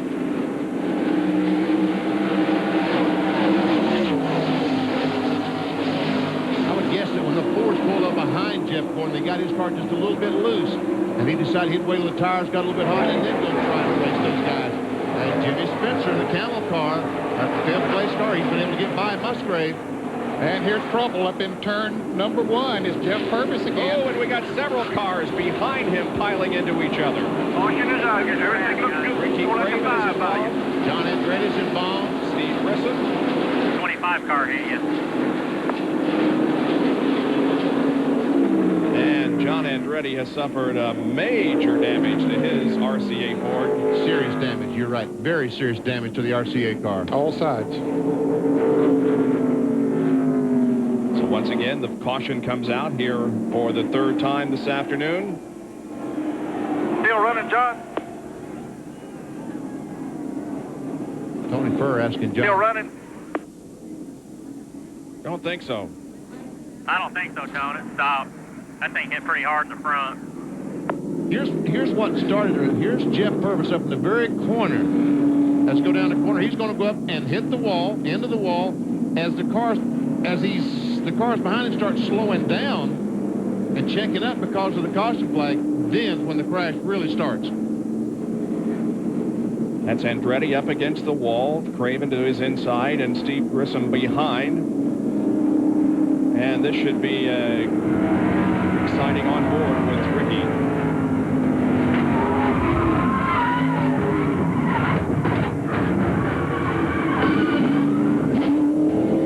Boy, that guy had a tough year this year, Ricky Craven. He sure has. John Kernan. Ricky Craven is in a lot of sheet metal damage on the left side. This is not the first time this year they're actually having problems getting the car, the jack under the car. Not the first time that this car's been involved in a crash. Remember at Atlanta, that hard T-bone into Ted Musgrave? This is that car. And now the left side's changed, and they'll be sending it back out short. Well, let's go to Dr. Jerry Punch. Mark Martin had been in twice on the previous caution. They had the second time to come in to put a rubber in the right front. He said the car is so very loose he couldn't drive it. He came back in just now. They're going to make an adjustment in the rubber in the right front. They put 3 rounds of bite in the car. They still have the car jacked up on pit road trying to work with the right front, trying to get the car tightened up and trying to place a rubber that's in the interstitial. The space of the spring in the right front spring. As a spotter now watching for the pace car out of turn 4. Mark's still sitting on the pit road. And while you're watching Mark Martin, I might mention that the 18 car also made 2 pit stops on the previous stop. They made a sweep adjustment in the shock absorbers because Bobby Labonte's car would not turn. And then they spilled water on the radio. Bobby's radio. As the car number 6 is down and away, the 18 car should be... The 18 car should be coming back in, and what we're talking about with Bobby Labonte is they made a sweep adjustment on the shock absorber, and they spilled water on the radio, so the radio is stuck open, and they can hear Bobby, but he cannot hear them. In other words, he has no spotter. So when the caution came out, they were jumping up and down on the pit wall trying to get Bobby's attention, so possibly he would slow down prior to getting over to turn 1 and 2. Now he brings the pole-sitting Interstate Batteries Pontiac back on the pit road, and they go to work on the radio. He said this happened about 3 or 4 races ago. When you spill water in the radio, suddenly it just short circuits the radio where you can hear the driver, but he can't hear them. But about 20 or 30 minutes later, when it dries out, the radio works fine. They couldn't afford to Darlington to take that chance, so they have brought a different radio in to try to strap it in as you watch Bobby Labonte. And once again, Mark Martin will come back in trying somehow to correct the problem with the car just being so very, very loose. So we're continuing on the Valvoline Ford, and those spotters are the eyes of the race driver. And boy, when you can't hear them, you know how desperately you need them when there is action on the racetrack that you just can't see in front of you. They're located up above us here at Darlington Raceway, keeping an eye on the racetrack and telling their driver what's going on out there. We'll be back in just a moment. Under caution here at Darlington, John Kernan standing by with John Andretti. And Bob, the good news is John is okay, but they just towed his car back to the garage area. It's pretty well beat up. John, what happened? Well, the guy got up in the wall and going into turn 1, and 3 guys were in front of me, and they slowed down. I didn't know it, and I clipped the edge of the 25 car and got him around, and then I got hit in the back and hit the wall. And but I do want to say something. RCA executive was injured in a car accident, he and his family, and we wish Jeff Chapman, Michelle, and Madeline and Mallory all the best, to get well. They're all pretty seriously hurt, and our best wishes and prayers go out to them. And so do ours. Let's go to Dr. Jerry Punch. All right, Mark Martin has been on and off pit road 3 different times during this caution flag. Let me show you why. What I'm holding in my hand here is a rubber spacer. They are cut in thirds. Ordinarily, they're a complete circle. This is 1/3 of the circle. They got 2/3 of this rubber circle in the right front. This final third, they pushed and beat and banged with a hammer and could not get it in. They wanted all 3 parts in the right front to try to stiffen the right front spring, tighten the left rear of the car so the car would actually be tighter going in the corner. Mark complained the car was loose. He was slipping and sliding, entering 1 and entering 3. Maybe 2/3 will be enough. Getting set to go back to green here at Darlington, and there isn't anybody whose heart isn't a little sad today because of the tragedy that occurred last evening that took the life of Lady Di. And the pit wall here along the front stretch right next to the tie crew has already indicated that they are in memory of Lady Di. That's the most tragic thing I've heard in a long, long time. Yeah, I'm telling you, it is. Okay, we're ready to go racing again. Bill Elliott, the leader. Elliott leading, Jarrett second, Gordon third, Burton fourth, and Jimmy Spencer is in position.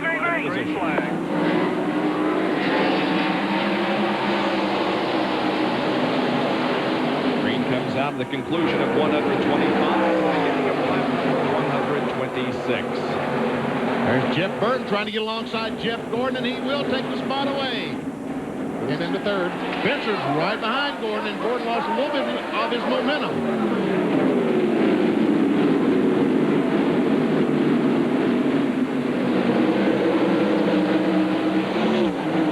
Spencer down low in the corner. He's a Mark Bender alongside. He'll get him going into turn 1.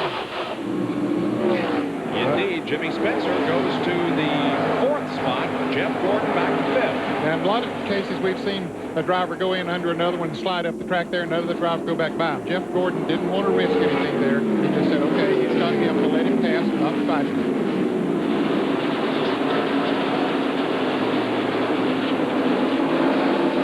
He knows that patience is the key. That's right. He can lose a few battles right now as long as he wins the war. That's what he's here for. There you see first and second, and the lap car of Jeff Bodine from the Pennzoil Copter Cam hovering high overhead Darlington Raceway this afternoon. also very early in the race. Comparatively, we've only completed 127 of the 367 laps, so we've still got quite a ways to go to halfway. Yeah, there's a lot of racing to be done here yet. It's a very warm, humid day here in Darlington, South Carolina. Matter of fact, we had a few sprinkles about an hour before the race started. The skies were rather cloudy and the humidity was way, way up there. Now the skies have become partly sunny, but the temperature is high and so is the humidity. But it wouldn't be Darlington in September if that were not the case. The 21 car of Michael Waltrip having a good run here in the early going. He's in 6th position. He is about 4 seconds behind the leaders, but Michael's having a good day so far. Meanwhile, up front, the lead heats up. The battle for the lead, at least, with Jarrett closing in on Bill Elliott. As you come off turn 4, he takes a look. But Elliott has that momentum on the top side. Yeah, Elliott's on a higher line there than is Dale Jarrett through turns 3 and 4.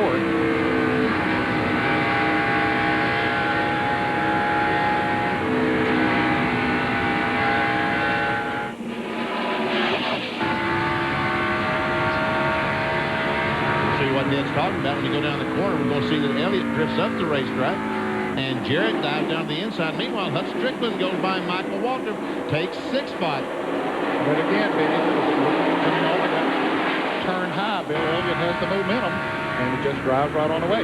And look at the speeds versus what we saw back about 50, 60 laps ago. 160 miles an hour for the leader. And we were seeing back speeds of 153, 154 at the end of the run. And that's exactly what we'll see at the end of this run. Those tires get warmer. The last time Bill Elliott visited Victory Lane in the NASCAR Winston Cup race was here. This race is 1994. And what you see there is every car on the lead lap. That is the first 12 cars. Jeff Bodine will be 13th. He is the first car 1 lap down. Jeff Gordon had the fastest speed. Now give it to Terry Labonte. Terry Labonte came in and put on 4 tires during the caution period, and that's helping him to get some good speed. And here comes Dale Jarrett taking another look down on the bottom side. Don't think he can do it. No, he can't do it. He can get down there, but he can't get the traction coming off the turn. He's got the car pinched down a little bit coming off that turn, and Elliott just on that high side drives away. By the way, the 28 car of Ernie Irvin is on pit road once again. 3 laps down, the car into the wall right below us. And man, hard. Hear it from in the booth here. Mike Skinner. Yeah, that was a loud hit, and you can see that he has hit the wall extremely hard at the front. That's the inside wall hit. There we see Mike Skinner sitting there talking to the crew, telling them what happened. There's debris on the racetrack. Big piece of metal laying just before you get to the start-finish line. He coming down now, taking the caution for the 4th time this afternoon. Wow. You see Skinner moving around because remember at Bristol last week, they carried him from the car. He was okay, but here we see the 40 car, Robbie Gordon getting alongside 31. They come off the corner. And Robbie Gordon comes up, just touches the 31 car and turns him directly into the fence. Ned, watch. Yeah, he's going to hit it head on. Look here. Oh. Wow. Man, oh man. And so both Childress cars have had problems here as those on the lead lap now come in for pit stops, led by Bill Elliott. Jarrett, Burton, and Gordon behind. Bill Weber. Dale Jarrett rolls into pit road, now into his spot. Right side tires and fuel for DJ. He's been running real well in the recent laps. Straight punch. Well, other than peeling away the windshield and cleaning the front grill, they're not going to make any adjustments at all on the Donald Ford 4 tires. Back to you, Bill. Well, Jarrett has his left side tires on. Lug nuts are tight. He's heading towards Jerry Punch. Left front lug nuts, left rear lug nuts. Quick pit stop. He's down and away. Here's Gordon down, Jarrett down. It will be Elliott, then Jarrett, then Gordon. Back to turn 1. John Kernan in Jimmy Spencer's pit. Jimmy Spencer had moved up to the 4th position. Now he's pitting here on the backstretch. It'll be a 4-tire change. He's asked the crew to tighten the car up just a little bit, so they added a half round of wedge in the left rear. Donnie Wingo and the crew swing around to the left side as the guys who pitted on the front stretch are already making their way down the backstretch. Left side tires going on, waiting, and now the jacket stops. Spencer will head back out to the racetrack, but he did lose several positions. That's a disadvantage we keep talking about by the back pit. If the guys on the front finish their pit stop, they go back on the racetrack, and Spencer, pitting on the back, will go to the very end of the cars on the lead lap. Mike Skinner, I should say, got out of the car and walked to the ambulance. He appears to be okay. High overhead, Darlington Raceway, South Carolina, gives you an idea of indeed this racetrack is egg-shaped. And this shot is from the Pennzoil copter cam. We are under caution because of a crash involving Mike Skinner. Let's go on board with him and watch and listen.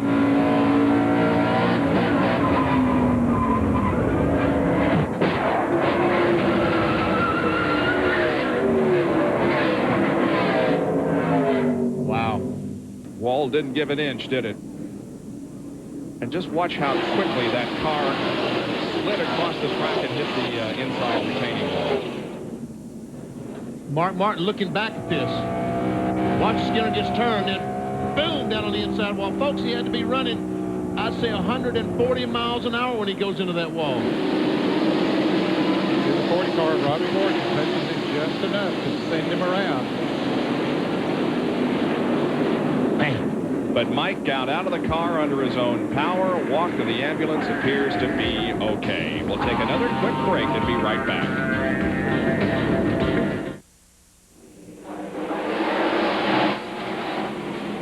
And again, just as you rejoin us, the green flag comes out. We go back to racing. Ted Musgrave did not make a pit stop, is the leader at the moment, but boy, Bill Elliott is right there on his spoiler. And Musgrave has about 15 laps on his tires, Bob. It's not going to stick in the turns as good as Elliott with new tires. Bill Weber? Exactly right, Ned. They said only 10 laps had gone by, so James Inch decided to leave him out there. Ted has fallen back to 3rd, but they said the car has been tight all day, but it's getting better and better. In fact, he said, it's just now beginning to come to us. They think they're going to be strong in the second half. Jeremy Mayfield way up against the wall. That puts him 2 laps down now as both Elliott and Jarrett pass him by. Well, before the caution came out, these two was battling for the lead, same way they are there right now. And this time, looks like Jarrett may have a run on the inside, but they come off the corner.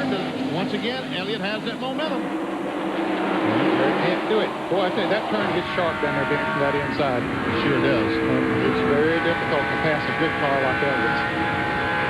We have completed 141 laps of this race, and Jeff Gordon, going for the Winston Million, is still very much in contention. He's running in 5th position at the moment. Jimmy Spencer is another driver on the move here. He's moving past Terry Labonte and going into 10th. Well, he lost we talked about the number of spots he lost on that pit stop, pitting on the backstretch, but he's picking them back up now. And Ted Musgrave running side by side. They're the Roush teammates as Burton goes by Musgrave, and so does Jeff Gordon. So move Jeff Gordon up to the 4th spot. Jerry can update us now on the pit stops. Jerry? Well, a lot of guys coming in the pits. I'm not going to talk about pit stops exactly, guys. What I was going to comment on was the fact that during these pit stops, a lot of drivers, you'd be surprised how fast word spreads. The drivers heard that Dale Earnhardt was not responsive to the crew during the parade lap and hit the wall in lap 1, and then very uncharacteristically was taken out of the race car in an ambulance and taken away. So many drivers during that last caution were asking their crew chiefs, how is Dale Earnhardt? Please find out how Dale Earnhardt is. Even though he beat him like a drum for many years as a Winston Cup champion after champion, a lot of these guys, they're concerned about this race. But during the caution, when they could wander a little bit, they were very concerned about their colleague, Dale Earnhardt. Speaking of the Earnhardt and Children's team, let's check in over there with John Curtis. And I'm with Dale Earnhardt's teammate Mike Skinner, who just had that very hard crash out there on the racetrack. He's been checked out in the infield care center. He is okay. Mike, that had to be a very scary ride. Just listening to it on my headset, it sounded scary to me. I can't hear what you're saying, but We got tagged from behind over there, and Lowe's Chevrolet spun around and hit the wall pretty good lick. I don't think they'll be able to get it back out there. I hate it for Lowe's, MTD, everybody associated with the car. I hate it for this team. This is 2 weeks in a row that we got hit from behind. One of those guys a while ago, I guess there's a sign on the back of this car that says hit me, but you know, NASCAR can see what's going on, and maybe they can do something about it. Let's go back upstairs. And we also want to say hi to Mike's wife, Beth, who was out of the hospital yesterday after breaking her cheekbone. And Mike Skinner signed a contract with Richard Childress for the next 2 years. Well, here are more Roush teammates.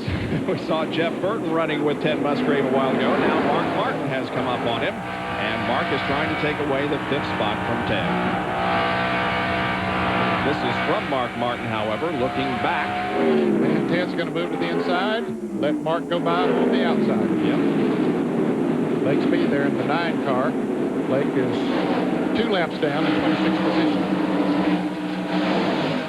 John Kernan is with another driver that's been involved in a crash here this afternoon, Ricky Craven. And his crew is working behind the pit wall to try and get his car repaired, get him back out there.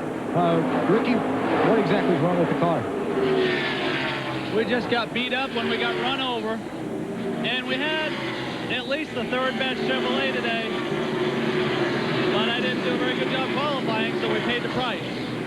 Well, Ricky Craven's crew is putting the finishing touches on the car. He'll be getting back into the car and heading back out onto the racetrack, and you can see what kind of mood he is in right now, and can't blame him, really. It's been a tough weekend. Well, it's been a tough year, John, for Ricky Craven. Yeah, you're right. The weekend yesterday, he crashed the car. In the last practice, had to go to a backup car. So the Budweiser team has had a tough season. Michael Waltrip closes in on the back of the 16 car, Ted Musgrave. That's a battle for the 6th spot. We saw the 9 car, Lake Speed, pass just a moment ago, past Musgrave and go on. But Speed in the 9, the Melly car, is a couple of laps down.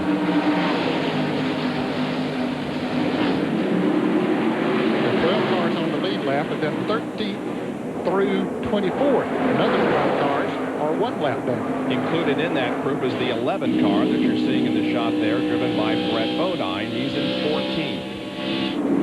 There he is right behind Michael Waltrip. Meanwhile, Jimmy Spencer and Terry Labonte both close in on Waltrip and Musgrave. Spencer is in 8th place. Terry Labonte is in 9th. Bodine drifts up the hill. Spencer goes underneath. Here comes Labonte trying to get by. He will go by Brett Bodine and Michael Waltrip alongside Musgrave. He'll take that 5th spot away. Up 6th spot, sorry. And here comes Spencer, also moving around. Moves right up on Michael Waltrip. Spencer's got a good race car today. Yes, he does. And he tries to get alongside Michael Waltrip, and coming off turn 4, he's got momentum. He will take that spot away. 6th position now for Jimmy Spencer. And there is Terry Labonte. So it's pretty obvious that those older tires are not doing the trick for Ted Musgrave. Yeah, I'm sure Ted's thinking right now, man, I wish we'd come in and got some tires on this thing. It was nice to lead this race and get those 5 bonus points, but the way this car feels right now, I'd sure like to have me some new tires. Up front, it is Bill Elliott leading Dale Jarrett by just a few car lengths, with Jeff Burton 4th and Jeff Gordon in 4th position. And Jeff Burton that time was much faster, a mile per hour faster than the 2nd place car, about a half mile per hour faster than the leader. And Jeff Gordon was about 2.5 miles per hour slower than the leader. So Jeff Gordon struggling a little bit.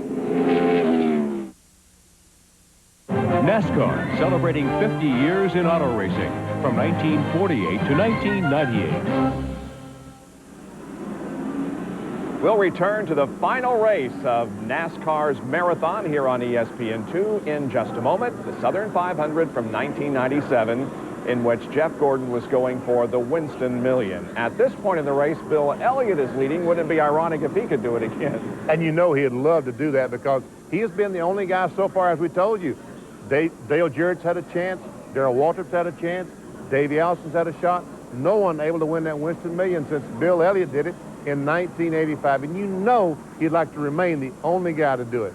We mentioned it on the telecast, but let's expound upon it just a little bit. They switched the front stretch and the back stretch at Darlington.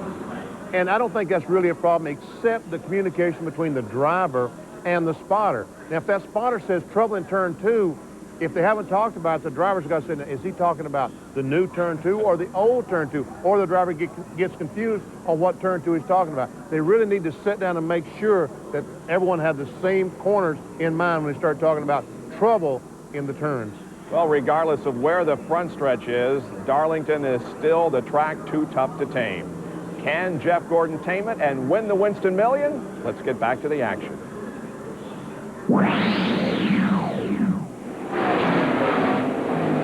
Bill Elliott, Awesome Bill, $1 Million Bill, leads the Mountain Dew Southern 500 here in 1997 with Dale Jarrett not too far behind and Jeff Burton not too far behind him. Then comes Jeff Gordon. Jeff Burton is gaining on the 2 leaders, that's for sure. There is Jeff Burton, third car. And an AutoZone on-track interval. We timed laps 152 through 156. And we see that Jeff Burton, Ned said, is faster than the leader Elliott. Started at 1.8 seconds behind, finished 1.1 seconds behind. And now is probably even closer than that as he stalks Dale Jarrett. And Jimmy Spencer, he's moved up to the 5th spot by Michael Walter, by Terry Labonte, by Mark Martin. 5th, 6th, 7th, and 8th right there. It's Mark Martin who is kind of trailing back a little bit.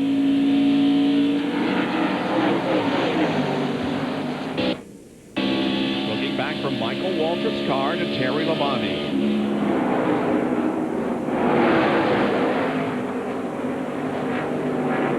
Whoa, Waltrip got way up high, and Jimmy Spencer goes way down low and passes Dick Trickle. Looks like he pulled up behind the 90 car, got Dick Trickle a little loose, and Trickle went upfield to catch it. Spencer just turned left and went under the Howling Myers Ford.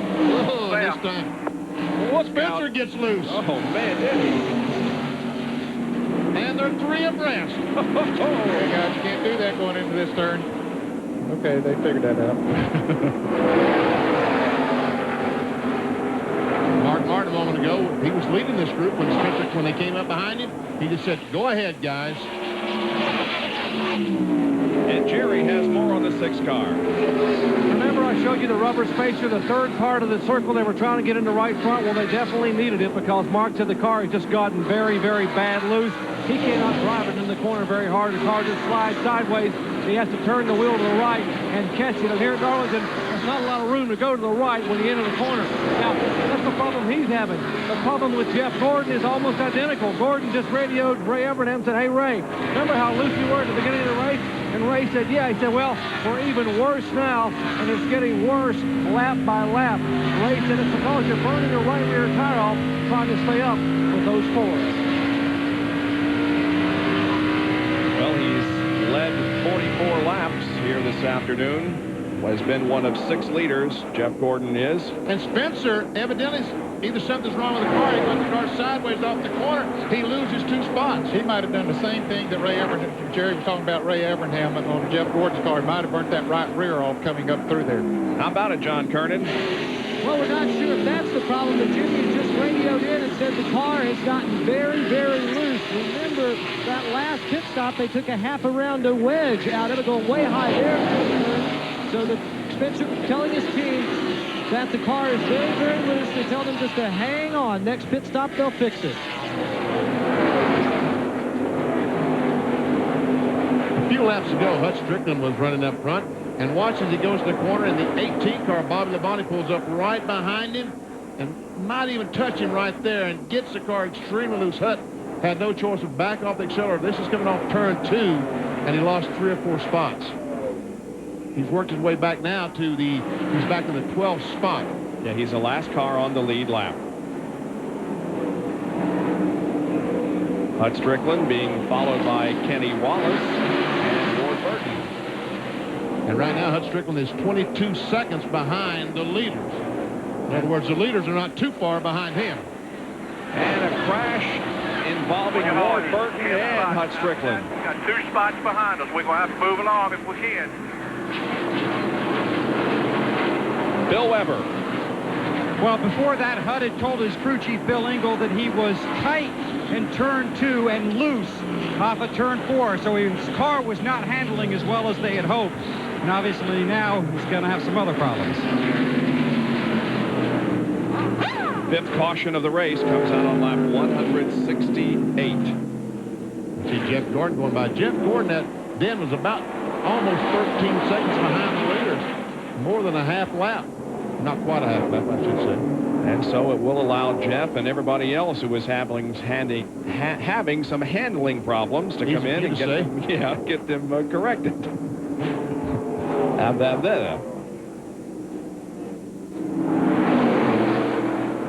Well, let's take a look at Hutt Strickland. The number 8 car, there's Ward Burton in the black 22, and had been reported that his car was very loose. Look how high he goes up in the turn. Kenny Wallace goes on the outside of 22, and look here, comes off of there, a little joggle coming off the turn. Kenny Wallace tries to go by down on the inside. Let's see, he makes that pass. Ooh, and Hutt's still loose, and they make contact, and that's what caused the wreck. And it looked like Derek Cope ran into the back of Ward Burton also. Down to Bill Weber. Well, Hutt Strickland is here right now. He pitted early before the pits were open, and now the leaders are on pit road. They have to dodge Hutt pulling out. Dale Jarrett is in. He goes around to the right side. He'll get 4 tires and fuel. His car performing well. 168 laps on the board. Right side's going on. And to come around and do the left. Jerry has the race leader.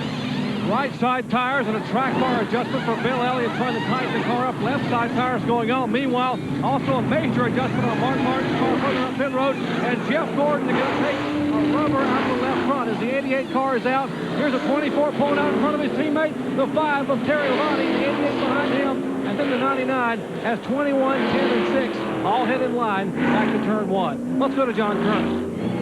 Jimmy Spencer is in once again, pitting on the backstretch. We'll see if they can have a quick pit stop and maybe not lose quite as many spots. He moved back up to the top 5. 4 tire change. They took a half pound of air out of the right rear, trying to tighten the car up. Left side's coming off, going on, but the guys who shitted on the front stretch are already making their way down the backstretch. And now Spencer slowly pulls out of the pit stop.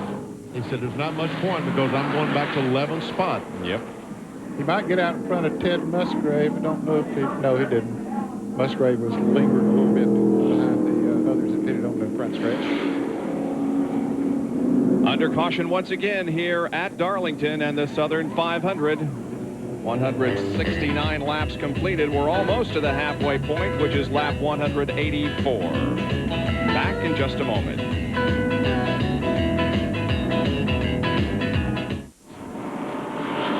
Happy Labor Day weekend, everybody. It is warm and humid here in Darlington, South Carolina, but the Southern 500 rolls on. Under caution, just about to go back to green. 173 laps have been completed, and there is the overhead shot, courtesy of the Pennzoil Copter Cam.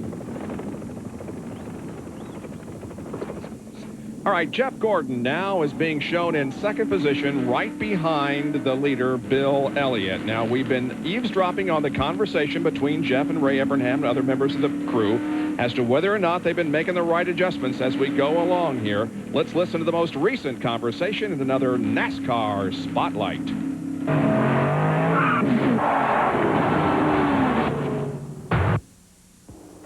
Take a look at those last 2 sets, or I know you already have. Are we wearing the right rear out the worst? Believe it or not, Jeff, the left sides are wearing worse. Let me ask you a question. Do you think that we made it too tight and then it was getting loose? Did we go too far in that pattern and maybe we should have went with some wedge instead? I don't know, Ray, maybe. Did it feel tighter and then get looser up off? No, not yet. I don't know what's going on over here. The right rear or something. I'm real loose. What is Dick Trickle doing? Can't ask him to move out of the way. He's not racing us. Just hold us up. I was just wondering if everybody else is complaining loose, or was it just us and that set of tires? Might have been that set of tires. Mark's complaining loose, but most of the other boys are complaining tight. That goes to show you that they monitor the other teams to find out what they're doing. They listen to their radio broadcasts to find out what they're doing. And when Ray Evernham said, tell him to move over, he's not racing us, That's Dave Tapman, the spotter for the 24 car up on top of the roof here. Down to Bill Weber with more pit updates. Okay, well, the Kellogg's crew is the reigning Unical Pit Crew champions. They just ripped one off at 17.37. Terry Labonte has an excellent race car, and they really believe the track is going to come to him in the second half of the race. There was an exchange down here on pit road. Both Jeff Burton and Dale Jarrett are very unhappy with the tactics each other is using on their entrance to the pits. It's something that began last week at Bristol. After this round of pit stops, Todd Parrott ran all the way down and got in the face of his father, Buddy Parrott, down here in the 99 pit. Buddy Parrott retaliated. Todd went back to his pit. They're both back ready to go to work as we're ready to go to green. Buddy Parrott says his biggest concern now is that he might be in trouble with Todd's mother. Yeah. Green out once again. I guess Judy would probably take up for the children under that situation. And look at Elliott get a great jump because Lake Speed, they're trying to get a lap back in that 9 car. Yep, Lake Speed dropped down between Bill Elliott and Jeff Gordon at the restart. And there's Dick Trickle trying to get alongside Jeff Gordon, down in 1. And Gordon goes up the hill, Trickle with those new tires. But we've seen those cars come off the corner with momentum. Can Jeff Gordon do it? Yes, he does. Well. Now Jarrett looks to the inside of Terry Labonte, but falls back behind him in the battle for third position.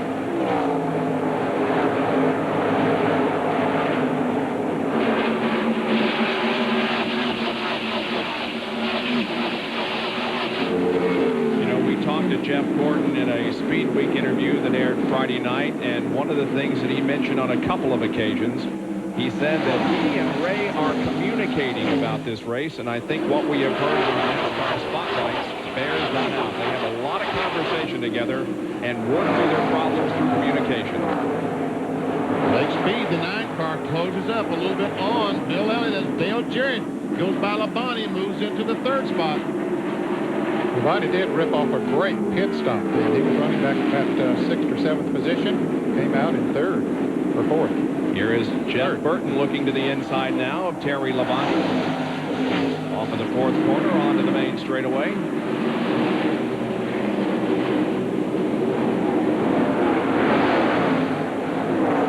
If points were awarded right now as we look at Burton, and he passes Terry Labonte and takes over the 4th position. If points were awarded right now, Jeff Gordon would have a 24-point margin and have crashed on the corner 4.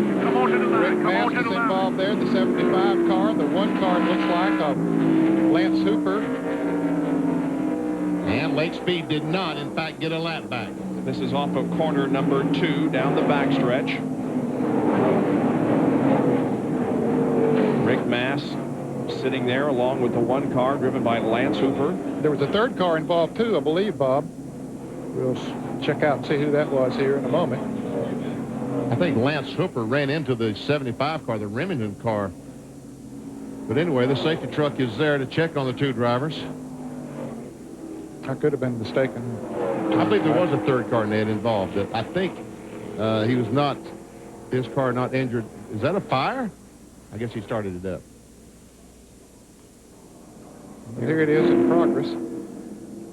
And the 78 car there, no, he got out in front of it. That's the 3rd car that I saw. Yep. So only 2 Gary involved. Bradbury. Lance Hooper in his 5th NASCAR Winston Cup start. And his afternoon comes to an abrupt end off corner number 2. And we see Mast is spinning back up in the corner as he comes back across the racetrack. And Lance Hooper says, well, it's closed on the bottom. Well, but when he got there, they absolutely met head on. And then Hooper into the inside wall. Just in the wrong place at the wrong time. Ted Musgrave on pit road. Bill Weber, can you see it? Sure can. They've made right side tire change. They work on the left side. They've also made a track bar adjustment. Remember, Ted got a little bit out of sequence, but now he's got 4 fresh tires and a track bar adjustment, and he'll head back out. He's the only one on this side of pit road. Let's go to the backstretch and John Kernan. Well, Jimmy Spencer had dropped back to one of the last cars on the lead lap. So Donnie Wingo and the crew put their heads together and said, hey, we're that far back. Why don't we just come on in, take on 4 fresh tires? Jimmy says the car's in really good shape now. Remember, they made that air adjustment on the right rear to tighten it up. So Spencer comes down with 4 fresh tires, and he will once again try to work his way toward the front. Remember Musgrave and those guys gambled, what, 100 laps ago or 50 laps ago and said, well, 5 laps, that's not too much, we'll stay out there. This time, they're going to pit. Every time the caution flag comes out, I don't care if it's 2 laps or 3 laps, they're going to put fresh tires on those cars. Rick Mast is out of his car and limping to the ambulance. We're nearing the halfway point here at Darlington. We are completing lap 182. Lap 184 is the halfway point.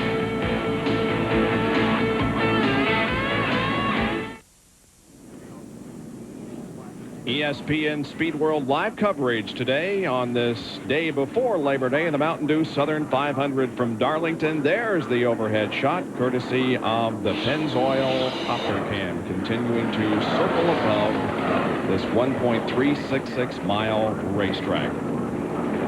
Well, Kyle Petty continues to be in this race. He's back in 34th position. He's been named first quarter nominee for the True Value Man of the Year award.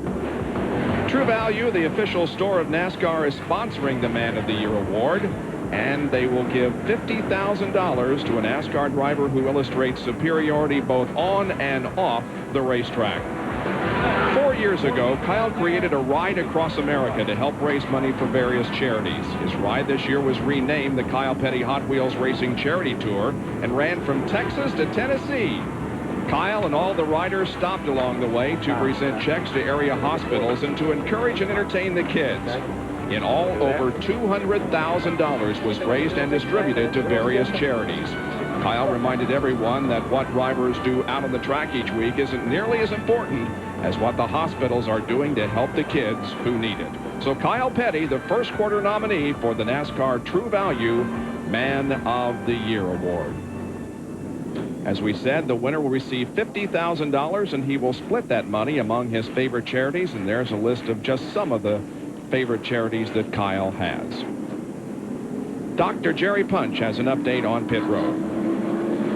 There's a lot of moisture here in the car number 28 pit of Ernie Irvin. When Irvin was involved in the accident, he lost the ductwork in front of the car that keeps the car cool, so they had to bring the car in a couple of times and literally pour water in and around the radiator. The concern was, and Robert Yates asked NASCAR, said, would you let us move up pit road to the empty pit? Because if we pour water all over the front of our car, our pit stall is going to be very, very wet. And we are pitting right beside Jeff Gordon, so when he comes down pit road, he can hit our water and slide through his pits. NASCAR said, no, you got to stay put, so they're trying to dry the pit. They've been on and off pit road with sweepers and blowers, trying to dry the moisture up, but it's still pretty doggone wet down here in the Haviland pit.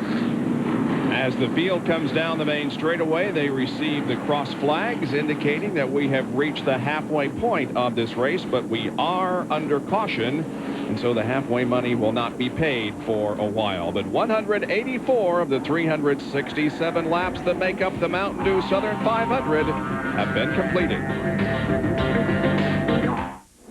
Welcome back to Darlington. Just as you rejoin us, the green flag comes out again. We're back to racing. Still leads and Lake Speed still trying to get a lap back. He's a couple down, and he is one of the fastest cars out there. Jeff Gordon is still second, and Dale Jarrett is in third as he tries to get around Dick Trickle. Here comes Gordon on the inside of Speed, trying to get on the inside, can't quite make it.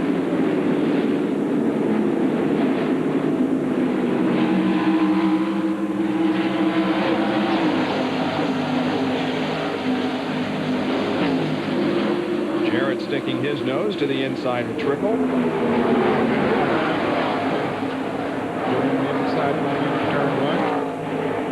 This looks to be where Jeff Gordon really has a good race car through this first and second corner, but not good enough that time to get by Lake Speed. Well, it has to lead 5 laps under green to get the Gatorade halfway money.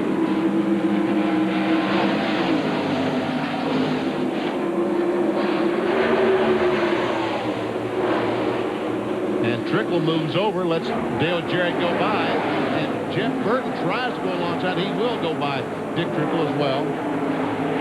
Dick Trickle is the first car on or not on the lead lap. He's in 12th spot, and here is Gordon now getting around Lake Speed. And Dale Jarrett is not going to take all that time to get around Lake Speed, which will be a huge advantage for him. 11 cars on the lead lap. That means Dick Trickle is in 12th position. Take a look at the speeds again.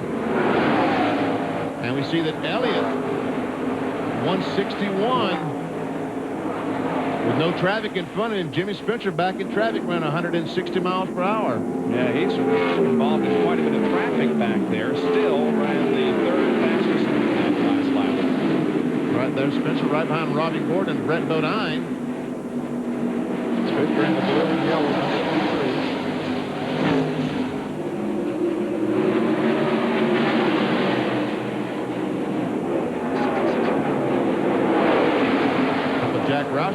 Jack Roush cars behind Spencer. There's Mark Martin, the points leader, and the 16 car of Ted Musgrave.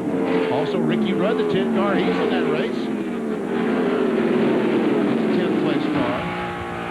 Ernie Irvin comes back down pit road. He's already 7 laps down. In fact, he hits the garage area now. And last lap, Jeff Gordon was the fastest. And was again.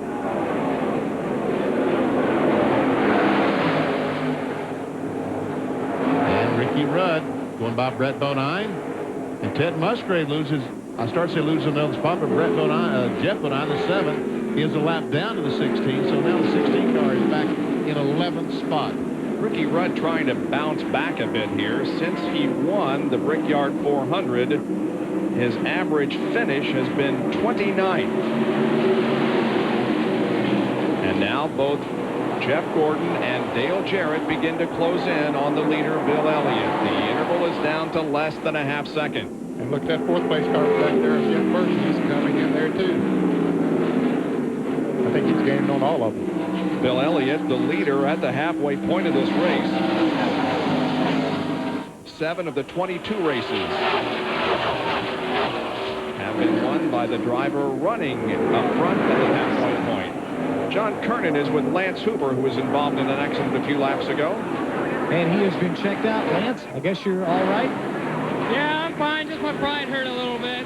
We had a real bad qualifying effort, but the R&L Carrier team is good behind me, and we kept plugging away at the race and getting the car a lot better. And we were avoiding all the wrecks, but the 75 car spun in front of me. Spotter told me to go low, and next thing I knew it, he was in front of me, and I hit him. Took a pretty good lick there, looked like, from the damage to your car. Yeah, we hit him pretty hard, but I'm all right, Rick's all right, and I guess we'll get him next week. Hey, that's Lance Hooper. He's been checked out. He's okay. Was certainly a victim of circumstances, though, because he was taken out by Rick Mast when Rick hit the wall in number 2. Slid down the racetrack.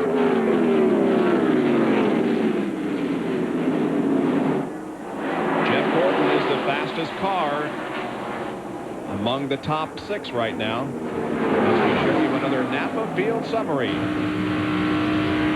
He's closing in on Bill, isn't he? He's getting closer and closer. He's just a 1/3 of a second behind. And Benny pointed out there a moment ago, he really gets off turn 2 over there. That is a good spot on the racetrack for him. And as you well know, in driving this track for a number of years, that's a good spot to have a car working good for you. You can get through what's down 3 and 4 down there. You can sort of wrestle the car through there, but getting through what is now 1 and 2 over there is the key to getting around this racetrack.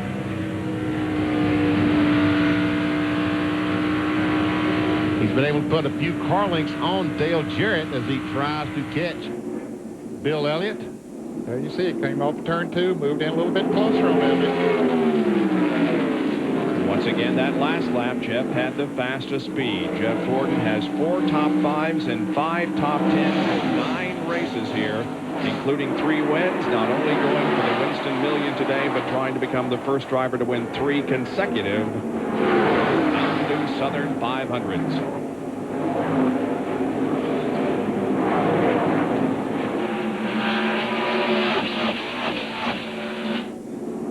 They zip right past that camera.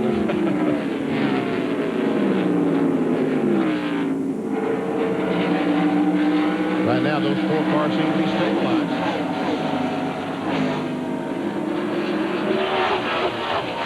Mark Martin has just picked up another position. Coming up to Hayward. They've been making a lot of adjustments on his Valvoline Ford today. He was the points leader coming into this race today. Watch everybody come through and pick up Mark. There he is, running just ahead of Johnny Benson. Jerry Punch. Well, you heard us talk about how many adjustments they've made to the car number 6 today. I just talked to Steve Young. I said, we put a rubber in the right front. We changed the track bar. We added wedge, and nothing would help it. So on this last pit stop, they brought Mark down pit road, and Steve Mills told us, go out there and just lower that track bar until you get tired, and then we'll let him go. Just keep cranking, lower the track bar about 4 rounds, and now Mark says, hey, guys, we're starting to feel a little better. Well, he is right on top of that steering wheel, isn't he? Well, you want your arms collapsed like he has them, because that way you're able to put your shoulders and your old body into the car when you turn the steering wheel. If he had his arms extended, he'd only be turning with his arms in his hands, and you'd be exhausted in just no time. A lot of dirt track drivers will have the wheel away from them. When I first started on the dirt tracks, I had the wheel a long ways from me so I could really turn that thing back and forth. But as you start running long races like 500 miles a year at Darlington, you want that wheel really close to you. I did it all over the years, because I always kept my arms out pretty straight. Yeah. Did you? Yeah. Mark Martin has an average finish of 4th in the last 6 races. That's best among all of the drivers. All right, let's go back up front, check on Bill Elliott, see how he's doing. Looks like he's doing just fine, and we'll also check the Busch race recap. Bill has led 125 of the first 201 laps, 7 lead changes, 6 cautions for 37 laps, the average speed close to 120 miles an hour. Those who have picked up 5 bonus points for leading the race. Bill Elliott has led the most. Also Gordon, Burton, Musgrave, Waltrip, and Bobby Jeff Labonte. Gordon had slowed there all of a sudden coming off turn 4. Don't know if the car got loose with him or what happened. Dale Jarrett made up about 3 car lengths on him, went by him, and here comes the 99 car. Jerry? Ned, you're exactly right. Just a moment ago, the radio told Bill Elliott, hey, don't worry about the 24 car. It's about now. He's going to start getting loose. And about that time, Jeff Gordon told Ray Abraham, it is really getting loose. And Ray said, you know what it is? It's that right rear tire we're heating up. That's why it's going to be hard to hang on, particularly down in turns 1 and 2. Huh. So just like clockwork, huh? It goes away. Well, when that right rear tire heats up, it'll make her loose. We'll check the speeds at the line. Remember, about 10 laps ago, he was the fastest for several consecutive laps. And that might be why that he got loose on him. And we can see he slowed down almost 2 miles per hour slower than the leader, and 2.5 miles per hour slower than Dale Jarrett and Jeff Burton. Might have been putting a little bit too much on that right rear tire, keeping up there and running those fast speeds. Oh, Bill Elliott smooth out there. He's taking care of those tires. Well, we were interrupted there for good reason with our Busch race recap, so let's go back to it and check a car that is off of the track behind the wall with the work being done on it. And here is a list of the drivers and cars that have officially dropped out of competition. Those 5 plus these 5. So that's the situation. Jeff Gordon still very much in the hunt, although he's lost a few positions here recently. Dale Earnhardt was taken to the hospital early in the race. We'll have more on that when we come back to Darlington. NASCAR, celebrating 50 years in auto racing from 1948 to 1998.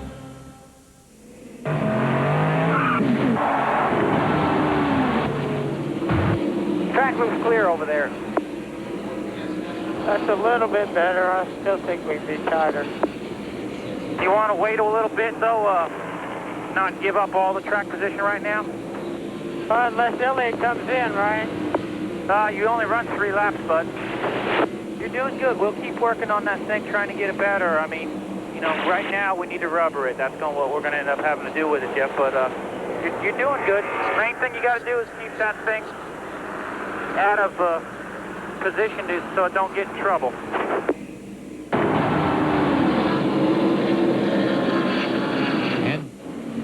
Ray Evernham telling Jeff Gordon, just you're doing a great job. Keep calm, keep collected. We'll have a caution flag in just a moment, and we'll adjust on this thing. And it needs the rubber. I don't know which spring, but it needs rubber. And guess what, folks?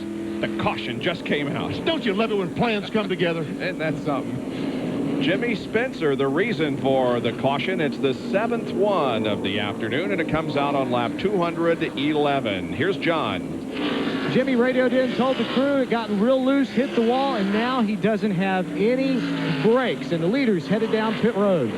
Yes, indeed. Here comes Elliott, Jarrett, Burton, Gordon, Labonte, Waltrip, and the others. Here's Bill Weber. And the leaders do come down pit road. Jeff Burton, one of the first to reach his pit stall, has Terry Labonte right behind him. This will be 4 tires and fuel, and everyone will get their windshield cleaned and the front grill cleaned as well to help any potential overheating problems go away. Jerry Punch. Bill Elliott said his car was a little bit tight, but told the guys, leave it alone, don't make any adjustments, just change 4 tires. Meanwhile, the car number 24, Jeff Gordon, Ray Evernham said we're going to take a partial rubber out of the right front and put a full rubber in. They have the right front tire off the DuPont Chevrolet. They're taking a partial rubber out, putting a full rubber in. The 94 car is down on the way, the 6 car down on the way, the 24 car still sitting off pit road. They finally get the rubber in, and now the right front tire back on. They will pull the jack and come around to the left side. No, Gordon is down and away. So he gives up a lot of track position out there, but the main thing is to get the car handling. Well, now there are only 10 cars on the lead lap, Bob, so it won't hurt him nearly as bad as it would if there were a lot more cars on the lead lap. And if he waited another to the next pit stop, and then to make that change, then he'd have to fight. He wouldn't have that many laps to fight his way back through. So I think that was very wise to do it now, so that he still has about 150 laps to fight his way back to the front. Watching him go down the backstretch and into the 3rd turn. I'm sure he'll come back in, change those left sides. Yep. Yes, indeed, he is. Ray looks toward turn number 4 and sees Jeff coming off the racetrack and down pit road once again to get the left change. Jerry? And, of course, they had warned Jeff that there might be some moisture in 28th pit. With this heat, that moisture has been long gone and dried up. Now they have made the adjustment on the right front with the partial rubber out and the full rubber in. It will bring the DuPont Chevrolet back down pit road for left side tires. Jack going underneath that big dollar sign, just right below right above the jack stop. Left front tire, left rear tire on. He puts in his gear and pulls away.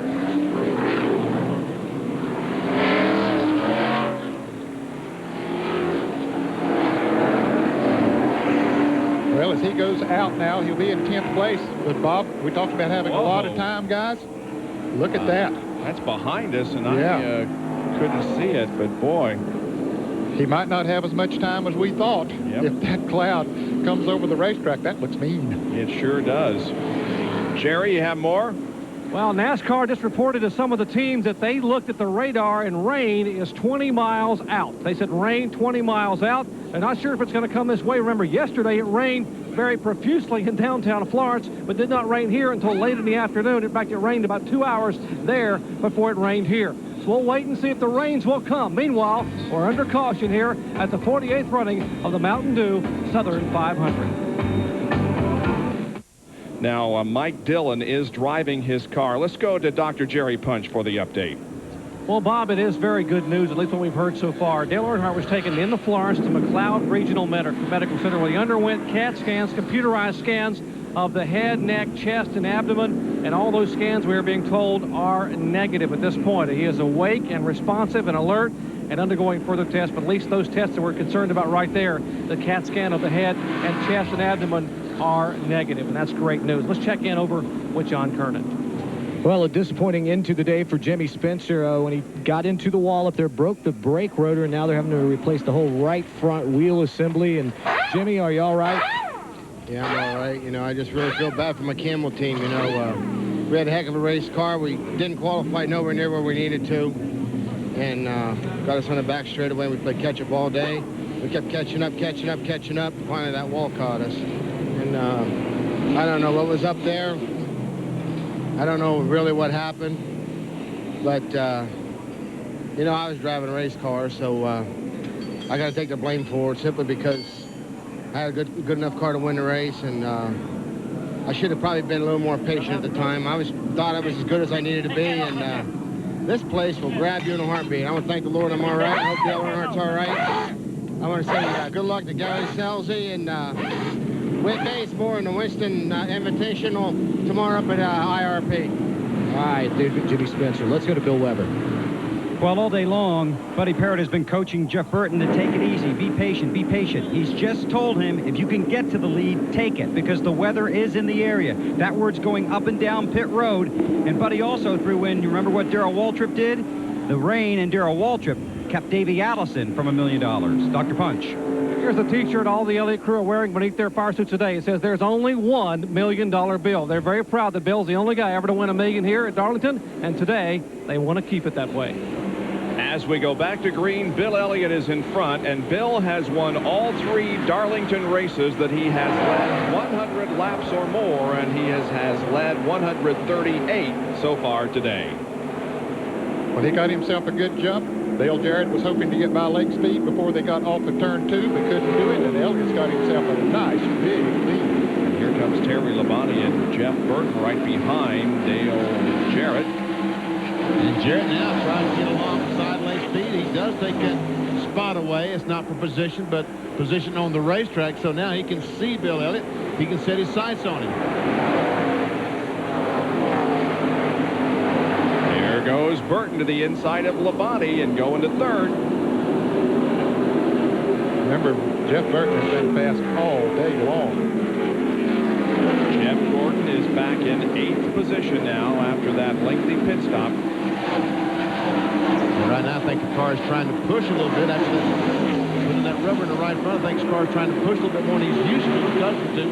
It'll take him a lap or 2 to get acclimated to the new suspension.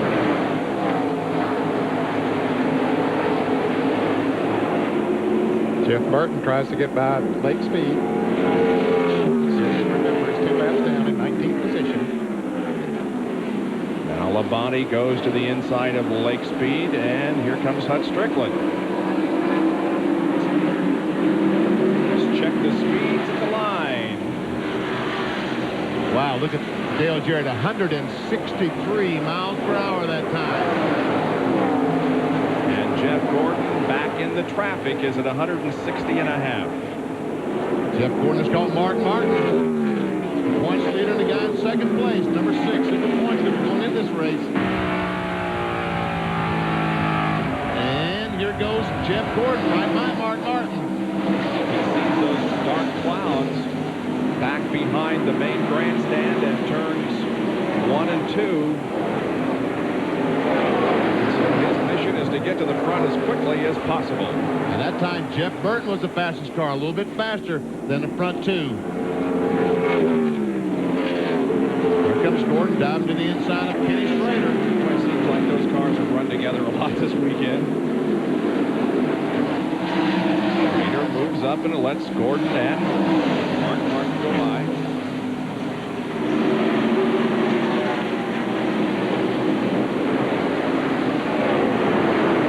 Talked a great deal about Kenny Wallace. He's running there in that group. He's only a lap down in 12th position. Not a bad run for Kenny, who was the pole sitter at Bristol last week.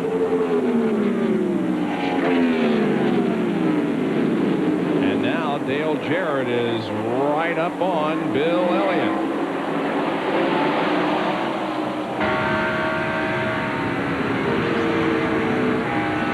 Check the right side of the windshield. You can barely see out of the right side, but they only clean the part in front of the driver. They don't ever clean this right side. They're not worried about us being able to see it. All they're worried about is the driver being able to see it. He doesn't look at that right side. You better not. If he does, he's in trouble. Yeah.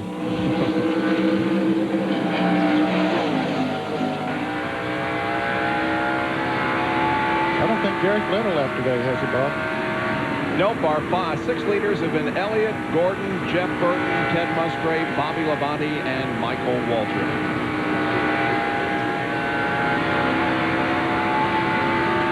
We have an AutoZone on-track interval here, laps 217 to 221, showing the interval between the leader Elliott and 7th place Jeff Gordon, and it's expanding. Well, it's getting larger because Gordon is caught back in traffic. Elliott has nothing in front of him except racing on whatever line he wants to. Jeff Gordon has to try to fight his way through, just like Ted Musgrave trying to pass Musgrave going down in turn 1. Can't quite do it. Musgrave is in 6th position. Gordon is in 7th.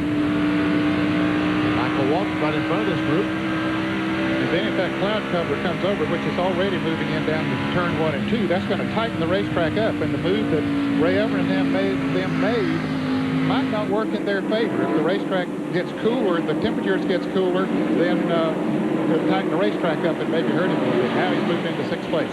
Just past Ted Musgrave, going into 6th. Right ahead of him is Michael Wolf, who's in 5th position.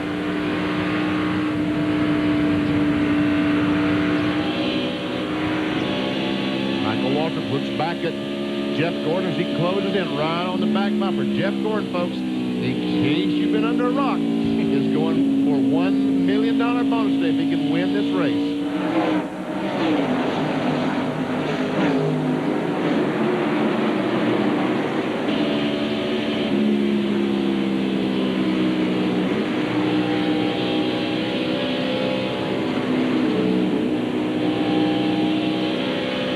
Jerry Punch in the Jeff Gordon pit. Ray, you made an adjustment on the car, which apparently has made the car better, but the weather is moving in. Do you have enough time? Car's not good enough. You know, I got a feeling the weather's going to go by us, so we'll see. We're going to have to work on the car just a little bit more. We need to make another couple stops, Jerry. Hopefully we'll get it. You know, it's a special day. You want to win the $1 million, but you also got a special assistant crew chief here today. That's right, Andrew Jackson is on the pit box. He was the inspiration for a 10,000-person bone marrow drive in Fayetteville, North Carolina, and you know, we're real proud to have him on board here with us, and hopefully it'll inspire a lot more people. You know, I want people to see those people that are waiting for bone marrow transplants are not statistics. They're names and faces, just like Andrew, and Andrew's waiting for a bone marrow transplant. That is 14-year-old Andrew Jackson. You're looking at it right there, and what an exhibit of courage he is. 10,000 people signed up in Fayetteville because of this young man's courage. He has the exact same leukemia that has afflicted Rick Hendrick, CML, chronic myelogenous leukemia. This young man hopes to someday have a bone marrow match and maybe be a professional baseball player. Well, we got to tell you, folks, they are in desperate need of minorities to step forward and be bone marrow donors. Barry Bonds, the baseball player for the San Francisco Giants, is making a plea for African Americans to go out and be a bone marrow donor because he has a young man that mirrors Andrew Jackson. A young man, 14, 15 years old, wants to be a baseball player. Barry Bonds met him, fell in love with him. He went down, became a donor, and he's urging all African Americans to go by. Because, hey, folks, I met Andrew Jackson. Trust me, that is a young man worth saving there. Every leukemia patient is worth saving, that's for sure, but indeed a special young man down there in the Jeff Gordon pit here this afternoon. Well, the wind is picking up. Ray says he thinks the weather is going to blow by, huh? I hope he's right. I hope we don't have to interrupt this thing because of weather, but it's looking very promising in back of the main grandstand here, and the temperature is also dropping, we understand. So that's going to maybe affect a lot of people's handling here as the race goes along. At the moment, it is Bill Elliott leading the Mountain Dew Southern 500 by just a couple of car lengths over Dale Jarrett. Back in a moment. Bill Elliott leads the Mountain Dew Southern 500 at the conclusion of 235 out of the 367 laps. Dale Jarrett right there behind him, about 4 or 5 car lengths. The most laps that Elliott has ever led in a single Darlington race was 154 in the 1988 Southern 500, and he is about to lead his 158th lap. So in many ways, it's a banner day for Bill Elliott. Looks like the Bill Elliott of old. He has been good right from the get-go. On NASCAR Today this afternoon, he told Dave Despain that they're trying something new on this car. Yep. He hoped it worked. It looks like it's working pretty well. I'm sure that's something in the chassis setup maybe that they hadn't used before. How about it, Jerry Punch? Ned, you and Benny are exactly right. Mike Beam, the crew chief, told me this chassis right here, something they came and tested with last week, is something radically different. He said it is not a Hopkins, it is not a Laughlin, it is not anybody else's chassis. It's sort of a start out, something they've changed and they have found. And Mike said, I can tell you who built the chassis, but then I'd have to shoot you. It is working for Bill Elliott as we take a look at him and his 2 closest pursuers from the Pennzoil Copter Can. And It's up there flying around in some pretty stiff wind and maybe with some rain nearby, but nevertheless, it's hanging in there and giving us some good pictures. Well, there have been 3 drivers who have won the 3 of 4 Crown Jewel races. Leroy Yarborough in 1969, David Pearson in 76, and Bill Elliott in 85. But the program didn't start until 1985, and so Bill is the only one who picked up the Winston Million bonus. And Jeff Gordon continues to come to the front. He's about to take 4th place from Terry Labonte, his teammate. And for the past few laps, his has been the fastest car on the racetrack. And maybe we said that maybe that adjustment wouldn't work. The racetrack in its entirety now is under a cloud cover. Maybe that is helping them. Maybe they didn't get as much as they needed to tighten it up, and the clouds are helping them. Who knows? Looks like it was running good. He's got a lot of racetrack, though, between himself and his next opponent, which would be the 3rd place car of Jeff Burton. In fact, there's almost a little over 8 seconds. We'll see this time by if Jeff Gordon is able to run as fast as the leader, just about as fast as the leader to the race. He had lost a little momentum as he passed Labonte off the corner, so this should be a good indication of how fast his car is versus those 3 Fords up front.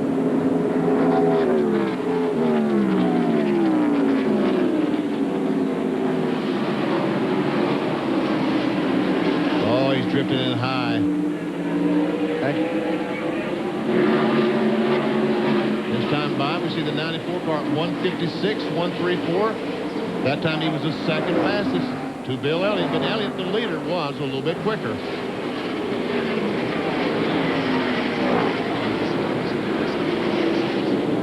He's about 8.7 seconds behind Bill Elliott. Jeff Gordon is.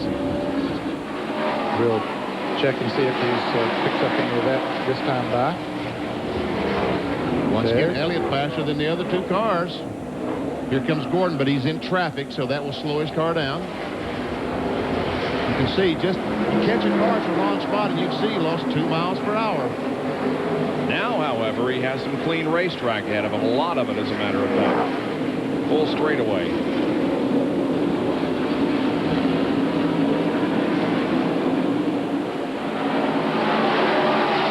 Gary Bradbury in the Haynes car, direct in front of Elliott. And there comes Jeff Gordon. As you said, a lot of racetrack in front.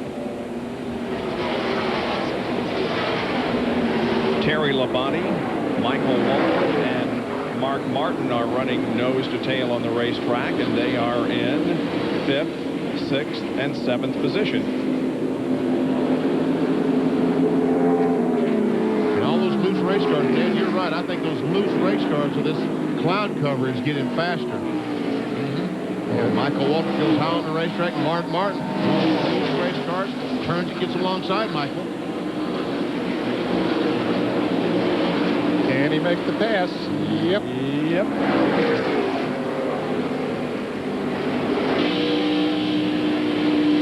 Move Mark into 6th now as you watch the rest of the Napa Field summary and where everybody is running out there. In parentheses on the right of their name is where the driver started. Jimmy Spencer, by the way, is back in the race after repairs behind the wall. Mike Dillon is running the Dale Earnhardt car and is 82 laps back in 35th. Spencer is 25 laps down, being shown in 30th position. Strange thing happened to Dale Earnhardt on the first lap of the race. He hit the wall and was several laps before he came in. When he did, as Mark Martin takes away the 5th position from Terry Labonte, he was carried to the infield care center with oxygen on his face and then transferred to the hospital where tests so far have been negative. Boy, those dark clouds are back there, but it hadn't rained yet. And I hope it doesn't. So do I. Still got 121 laps to go. In the last 6 races, Mark Martin has earned the most points and has had the best average finish of 4th. And that has moved him into the points lead coming into this race. And not only earned the most points, but substantially the most points. Welcome back to Darlington. The leaders on pit road, Bill Elliott, Dale Jarrett, and Jeff Burton, all here for 4 tires, fuel, get the windshields clean, get the grill clean. 251 laps in the book. You're watching the leaders on pit road under caution. Jerry Punch. Elliott, Jarrett, and Burton, you're watching all 3 cars change tires. Left side now going on Bill Elliott's car. No chassis adjustment. They were very concerned. Elliott is still in now. He is down and away. And Gordon is going to take 1 round out of the right rear. Gordon's car now down and away as we see lightning flashing off of turn 1. And so the weather continues to move in on pit road. Jeff Gordon moved up a position ahead of the 99. And every car on the lead lap stopped. It was thought that some of them, especially Ricky Rudd, the last car on the lead lap, might have stayed out there in case it rained and the race not restart. But every car stopped. We are under caution because Kenny Wallace got up into the wall down in turn number 1. He shedded the right front tire and has also got a lot of other damage to the car. And then, as he was driving around the racetrack, we had another incident.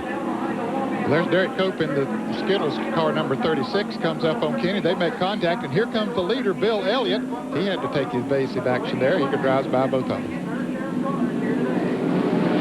Derek Cope was trying to get a lap back because right now the caution is already waving. Cope trying to get a lap back, and there we see the contact between the 2 cars. Elliott goes by, but Cope did beat Elliott back to the start-finish line and got 1 of his 2 laps back. Yeah. Derek Cope is now 1 lap down in 17th position. So the caution is out here at Darlington. Back with more of the Southern 500 in a moment. NASCAR, celebrating 50 years in auto racing from 1948 to 1998.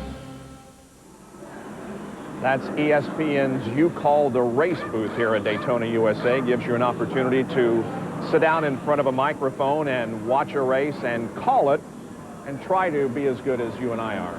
Try to be as good. And it probably would not be too difficult. How would you like to be as good as Ray Evernham is in those pits? Yeah. Does that guy just seem to be so composed, like he's got his handle, his thumb on everything. He knows what's going on, and he keeps the driver calm because you know that the driver all through the race, you have those anxious moments when the car's not handling or someone gets in his way. But Evernham does a great job in keeping everything under control. Yeah, there's no question that the relationship between Jeff and Ray goes beyond friendship. These guys really work well together. When Jeff talks about a problem, Ray knows exactly what to do to correct it. And he knows exactly what they're going to do to change it because he knows exactly what they have in that car. He knows those cars from very beginning to the very end, and he knows if something goes wrong, where he's going to go. He's going to go the left rear or the right rear or the right front, left front. He knows when there's a problem exactly where he's going.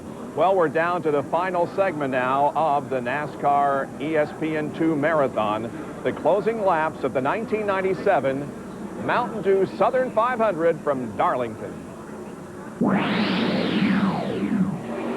Well, there have been several drivers who have won 2 Southern 500s in a row, including Jeff Gordon. Some of the other great names in stock car racing are above him: Herb Thomas and Bobby Allison, Yarborough Pearson, and Earnhardt. And now Jeff today, in addition to going for the $1 million bonus, goes for his 3rd straight Southern 500 win. Right now, he's back in 10th position.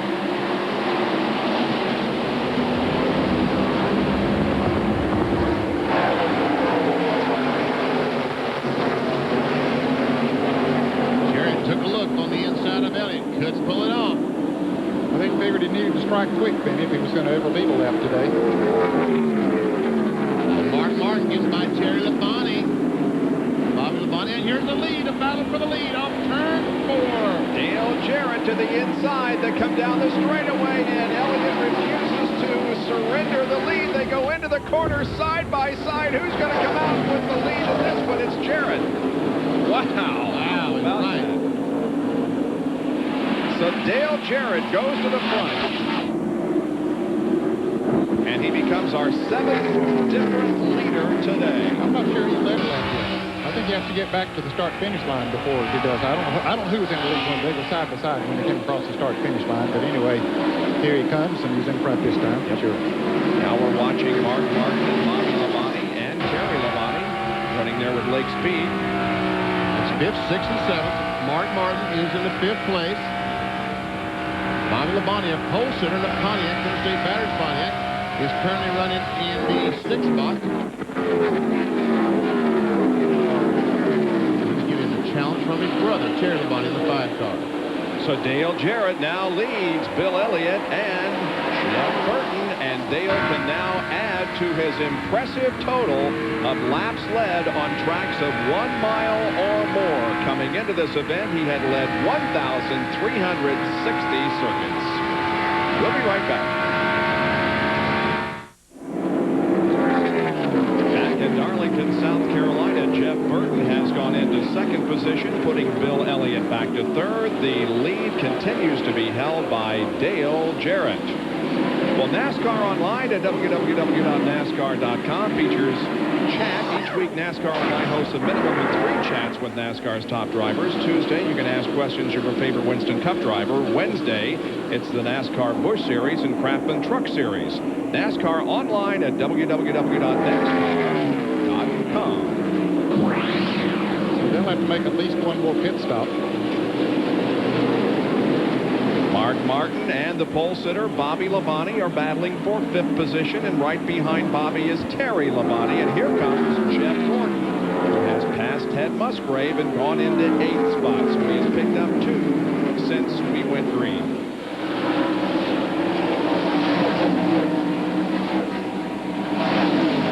Bill Elliott has dropped almost 2 seconds behind the leader. Apparently this set of tires that he's got on now is not working as well, and I would predict since the cloud filter has come over that maybe his car has gotten a little tight. There goes Jeff Gordon to the inside of the 8 car driven by Hut Strickland, which is 2 laps down in 19th. Hut was, however, in the lead lap for a long time and is having another good run here at Darlington. Not nearly as good as he has had in the past. He's involved in the spin out then in turn 1, I believe, earlier today. Someone got into someone else, and there was a couple of cars going. I think he finished 2nd here a year ago. There's Bobby Labonte picking up the spot from Mark Martin, going to 5th. And up front, Jeff Burton is closing in ever so close as we watch this battle for the 5th, 6th, and 7th. Now here's Terry Labonte diving low in the north corner, and is he going to? Yep, he passes Mark Martin, and so that puts Terry in 6th spot. Here's Jerry Punch. Well, just a moment ago, Ray Evernham called Jeff Gordon, said, Jeff, don't worry about the tires. Weather is coming. Run as hard as you can run it, partner. Let me show you why he told him that. Take a look at the radar screen. What you're seeing is what happened over the last 5 or 10 minutes. The FLO in the middle of your screen, that is Florence. And just above that, the small dot, Darlington International Raceway. Now, this collection of showers with the yellow and red, there, that is very, very intense thunderstorm that is just east of Florence, which is about 10 to 12 miles east of where we are. The winds are actually pushing this northeast. So if the winds keep pushing it northeast, we could have 30 minutes, 50 minutes. But if the wind were to shift, we could have rain in as little as 5. Wow. And so we add another predicament to the situation, huh? And Burton is right there.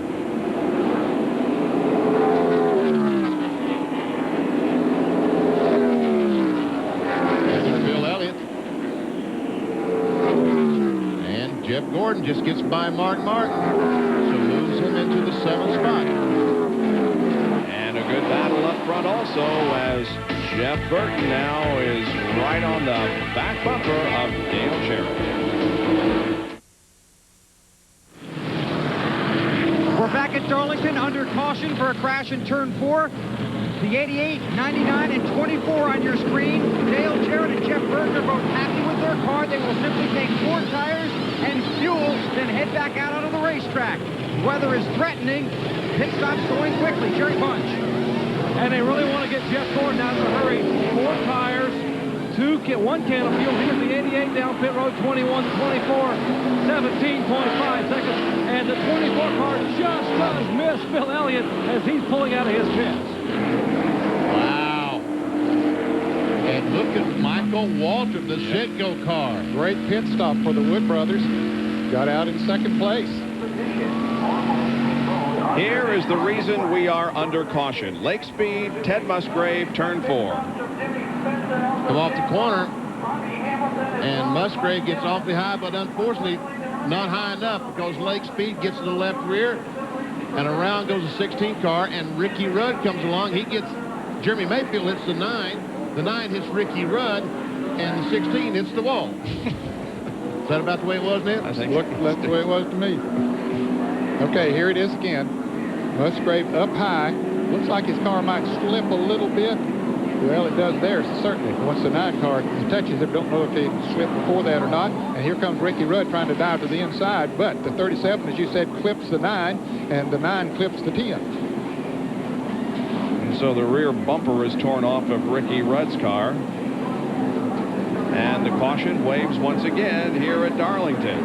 And as a result of the pit stops, we see Jarrett, Michael Waltrip, and Jeff Gordon, the top 3, and the shot from the Pennzoil copter cam still up in the air despite some bad weather that they say is not too far away from the racetrack.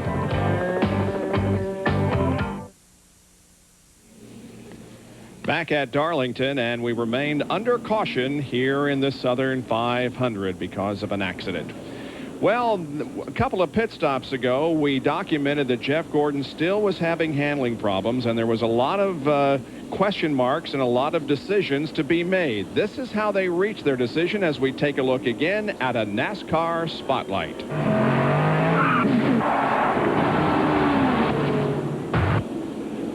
Still, that right rear, or at least the rear tires just do not want to grip coming off too. 4, I'm with you, bud. You just keep doing the best you can, please. We got some more adjustments if we get a chance to make them. Some looses down at 1 and 2, like right in the middle. But, I mean, I would like to take some of that front spring rubber out of it if we could, do something in the rear. Close up. Let's go. We're going to pull the left rear wheel off and pull the pin on the sway bar. Pull the pin on the sway bar. He's coming on pit road. Pull the left rear off, pull the pin on the sway bar. I was already closed up. You should have called me a lot earlier. He's closed up. We're going to pull that full out. We're going to put a half back in. I want to take 1 round out of the right rear. Andy, have you got somebody to do that 1 round out of the right rear? Okay. You go up behind the 10 car. You know, we're back behind all the lead lap cars. Ain't no big deal.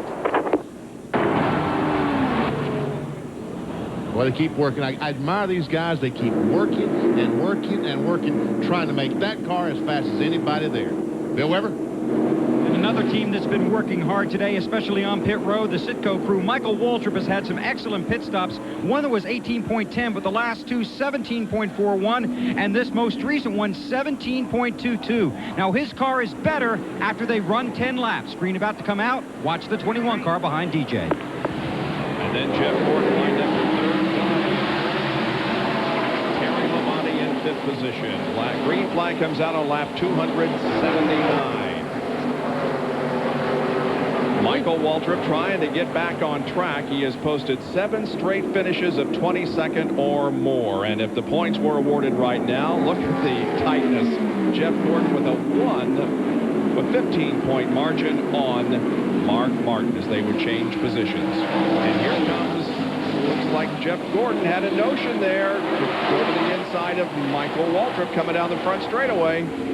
Michael Waltrip running a very high line through the corners, leaving it open for Jeff Gordon. He's going to take advantage of it and take that 2nd spot. And the crowd is up in arms, cheering, and I guess some of them doing great. I'll say good to him, right? Now Jeff Gordon moves to 2nd position and is about a half second away from Dale Jarrett as the drama continues here at Darlington. Was he close to that wall up in 3 and 4 or what? Elliott goes by Michael Waltrip, goes in the 3rd spot. And then maybe he's got a better set of tires on this time that matches up better. Yeah, he got hurt on that last run, Bill Elliott did. He's had a fast race car all day long. So we'll see what this set does for him.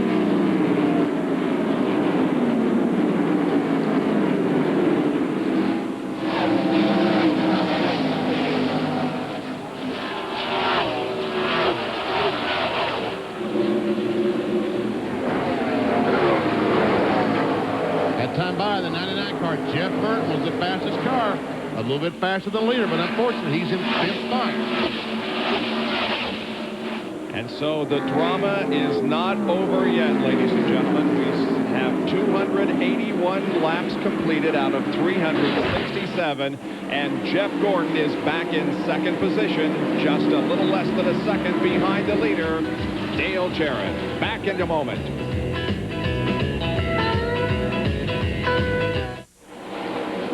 It's Labor Day weekend in Darlington, South Carolina, and Jeff Gordon, who is running 2nd in the race, is going for $1 million here this afternoon. Jeff Gordon now at about 7/10 of a second behind Dale Jarrett. He's been gaining on Dale Jarrett. That time by, Dale Jarrett gained just a little bit on Jeff Gordon. Exactly. For the last 5 laps, they've averaged out about the same. They don't have any traffic ahead of them for a long, long time, so they're not going to have to worry about that.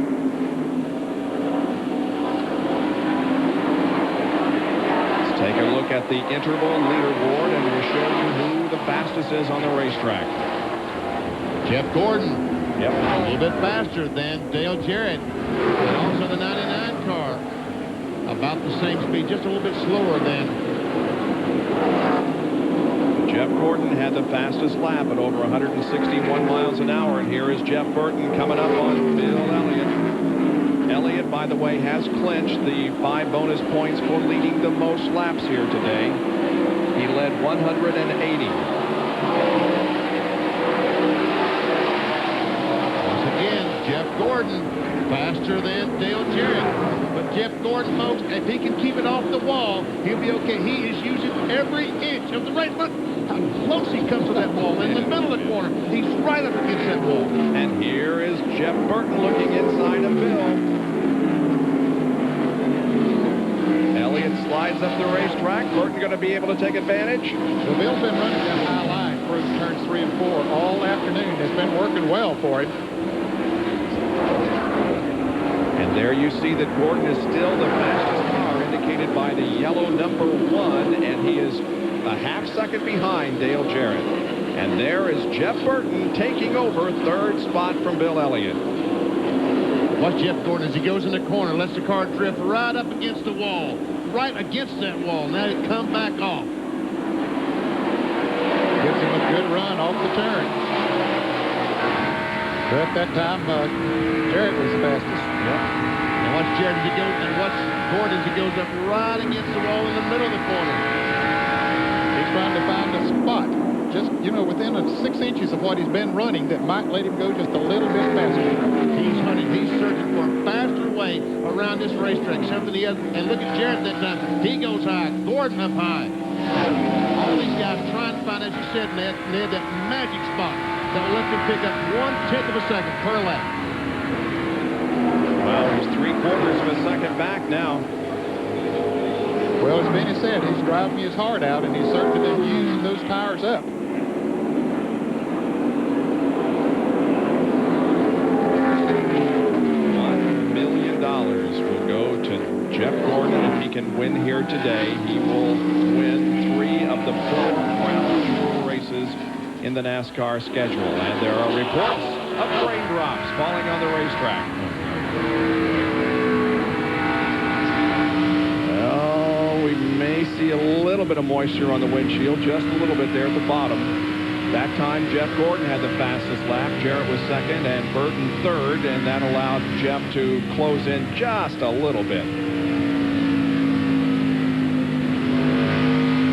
Continue to track the activity here at Darlington with 75 laps to go. Jeff Gordon still in the hunt for the Winston Million, but he's 2nd to Dale Jarrett at the moment.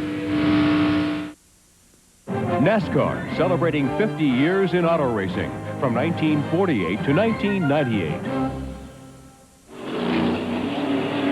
We're under caution once again here at Darlington, this time because of rain. Not a great deal, but enough to bring out the caution flag. And quite frankly, everybody was quite surprised when those on the lead lap came in for pit stops. Coming out with the lead, Jeff Gordon. Yeah, I was totally surprised that they would come in because the caution is for weather.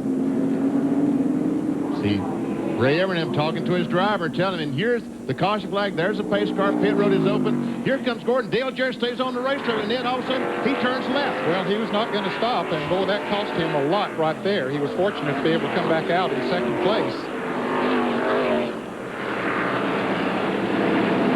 So everybody moved down to his assigned pit. The crews went to work, and here's how it went. And in the middle is Bill Elliott. Elliott is working on something on the right rear. We see Jarrett gets his pit stop complete about the same time Jeff Gordon complete. But Bill Elliott will go back to 8th spot. He spent a lot of time working on something in the right rear. And he has come back in the pits since then to go back out. He's back in, John. Let's go to the pits. John Kernan. Yeah, they're putting tape on the grill. It also looks like something, a piece of debris, has gone through the right portion of the grill. We don't know if it got into the radiator or not, but at least the mesh right there is exposed. It's open, so it looks like Elliott had some contact also on the left front fender lower. Let's go up to Jerry Punch.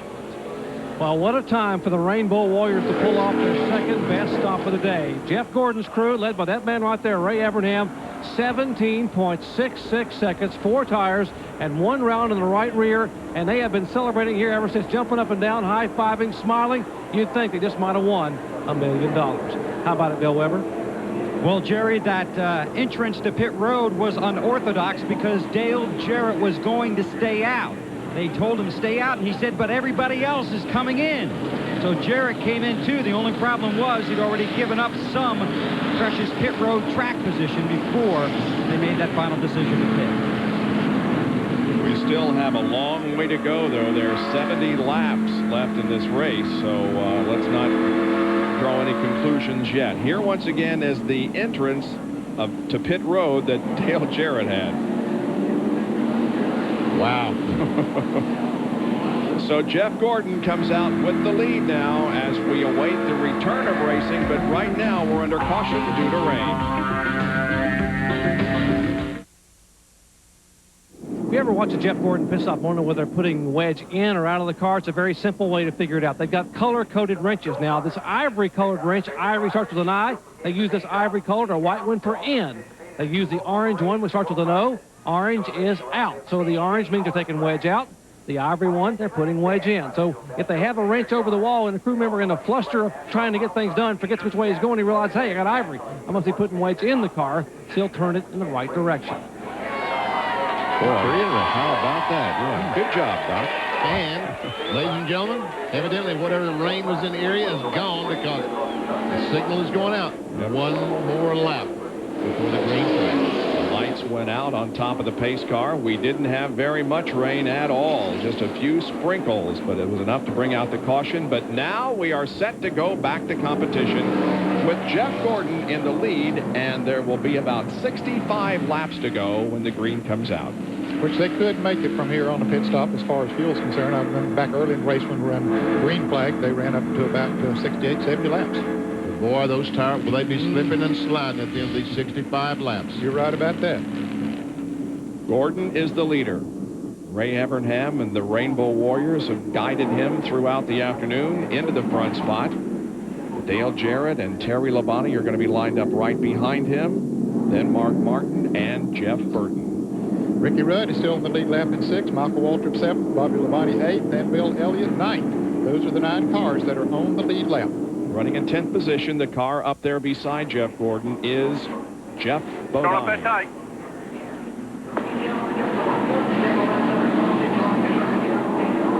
36 car of Derek Koch is in the 11th position.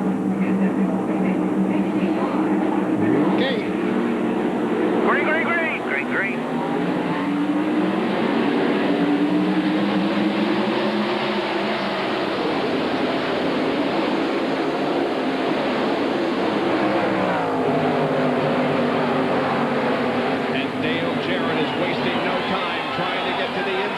Jeff Gordon, but he didn't do it there in turn number 2. They go down the backstretch.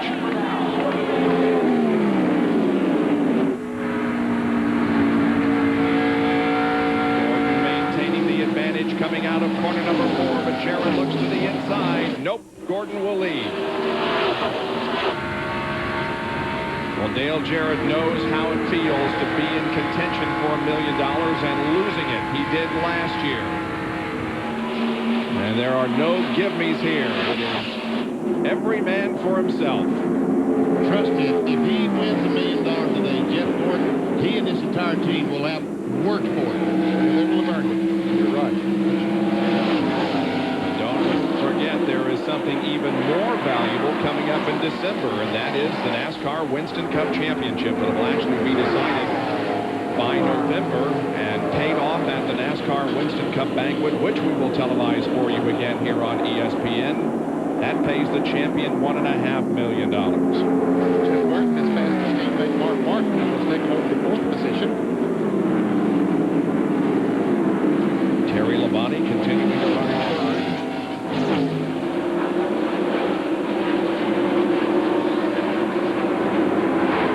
And the interval grows a little bit between first and second. It was 0.2 of a second. Now it's up to 3. We saw that the last time.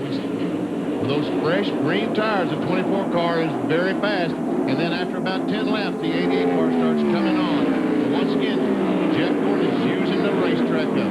They got to be thinking, Benny, that this race will go green the rest of the way. And they're going to save those tires as much as they can. Here are the 9 cars on the lead lap. Jeff Bodine running in 10th position. Schrader's 11th, and Cope.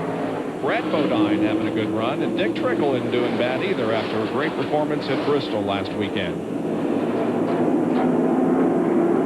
The last car on the lead lap, we ride with him, Michael Waltrip. He goes down in turn 3. As he closes in on the back of Lake Speed, trying to catch him. Lake Speed and Michael Waltrip not racing for position. He needs to gain about 2 positions to have his best finish of the year. He has finished 7th 4 times this year for his best finish of 1997. Right now he's running 9th, and one of those 7th place finishes was here in the spring. Boy, Gordon right up against that fence. Still the fastest car out there is Jeff Burton in car number 99. His lap speeds are faster, but he's back there in 4th place, coming up on Terry Labonte now. Those real fast laps, and then when you get halfway through a tire run, he's used those tires up pretty good, excepting at the beginning of the race. Now, he just kept on going, everybody else started slowing down, so we'll see how it plays out this time.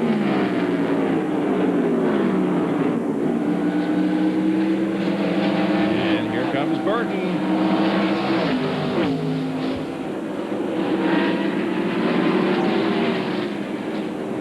Fighting for 3rd. Jarrett was the fastest car, and we run a few laps, and he's starting to close in on the back of Jeff Gordon. Hey, somebody said there's some smoke. Jerry Punch, what's the deal? Jeff just said last lap he brushed the wall. He brushed the wall. He asked the spotter, said, next time by, see if I got something rubbing over there. He just yelled wall. That's all he said with the right rear. And that fender is very, very close in the right rear. You're right. He has, you can see the damage on the right side of the Chevrolet. And through those turns, that thing's smoking. And boy, Dale Jarrett was faster that lap than Jeff Gordon, but the fastest of all was Jeff Burton.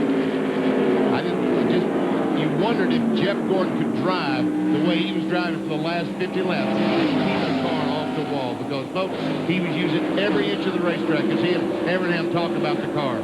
Now, does it rub enough that it might cut a tire? That's a big concern. You still got that championship to think about. Well, we've seen some smoke coming from the right side of that car. Didn't see any that lap, but I think it's pretty definite that it is rubbing. Jerry? What you just saw Ray Evernham tell his driver was that the spotters are saying you're getting a little bit of rub through turns 3 and 4. Otherwise, it looks to be okay. We're going to keep a watch on it, and we'll keep you posted, Jeffrey. You're doing a great job. In any case, Dale Jarrett is closing in. That lead that was 0.4 of a second for Jeff Gordon is now down to 0.2 of a second. And Jeff Burton is closing in on both of them. He was about 2.5 seconds behind. He's only 1.8 behind now. Wow, right against that fence. That wall doesn't scare that boy, does it? I'm telling you.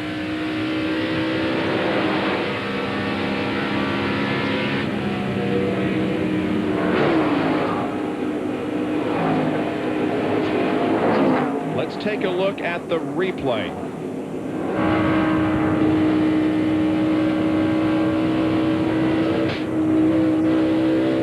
That's coming off the turn 2. That was more than a brush. That was a hit. Yep.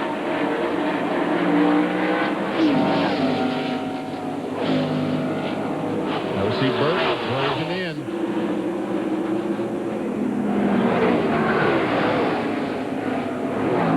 Oh, once again, he's right up against that fence, so close. Folks, I'm telling you, the kid has tried so hard to stay in front. He's caught up in the moment, too. He knows what this is all about. It's $1 million, but it's not much. The million is the trophy on the mantelpiece.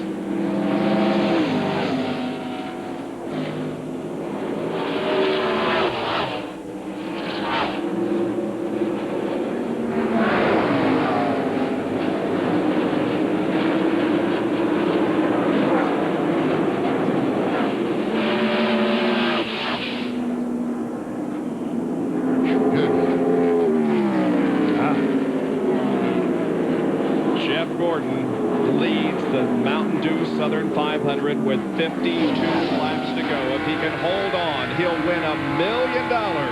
Stay with us.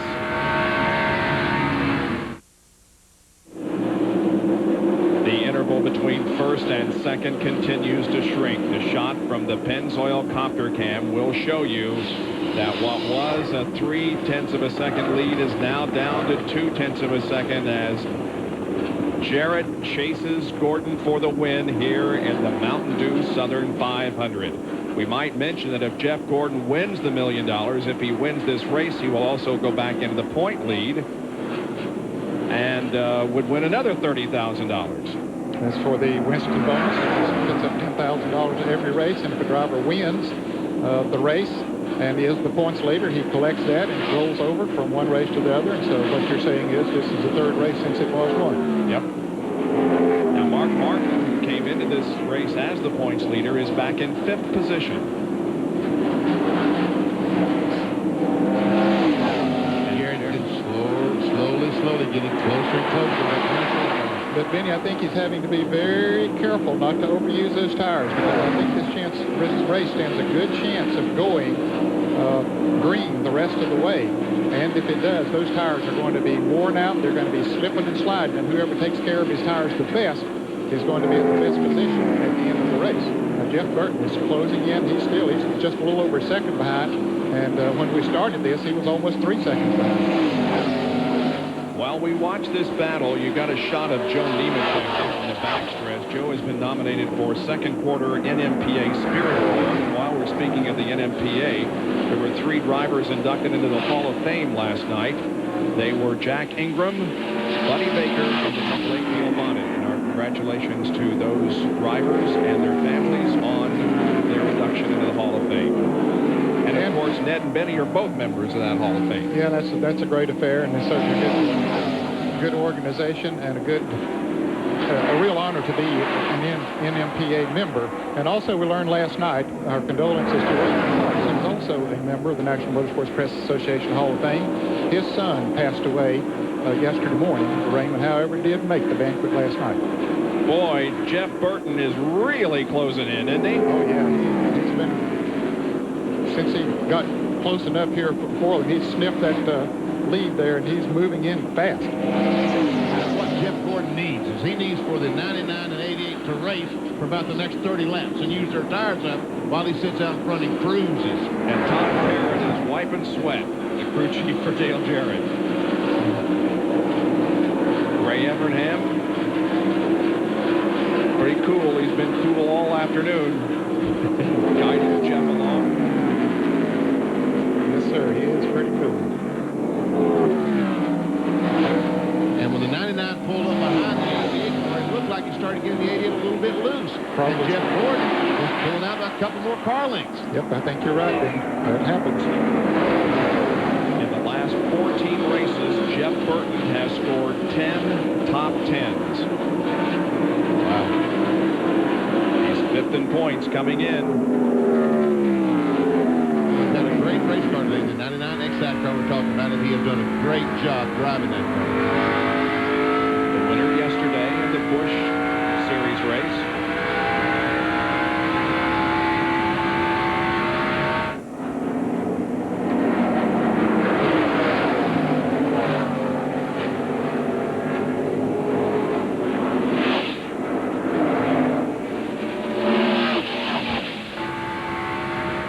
I'm impressed that Jeff Burton's tires are still as good as they are, as hard as he has run. He's been running almost a mile an hour faster than Gordon and Jarrett and catching them, and he's still maintaining a good pace. 40 laps to go. $1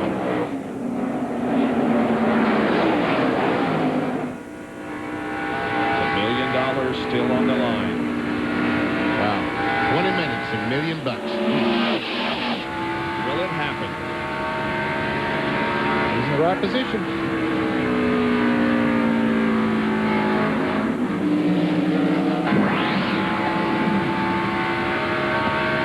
First three cars. 4/10 of a second between the first three. Jeff Gordon, you're right along with Dale Jarrett in the fourth quality gear car. And Jeff Burton is third.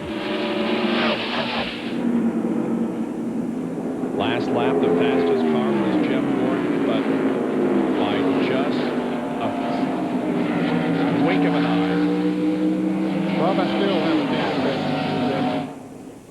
Maybe none of them have shown their hand. Well, certainly Jeff Burton has shown his hand in running them down, but maybe he's sitting there cooling those tires now, and I had a feeling that Jarrett was doing that all along, but who knows? Jeff Gordon might be doing the same thing as long as they're not pressuring him for the lead. Well, he'll just sit there and take it and not abuse his tires either.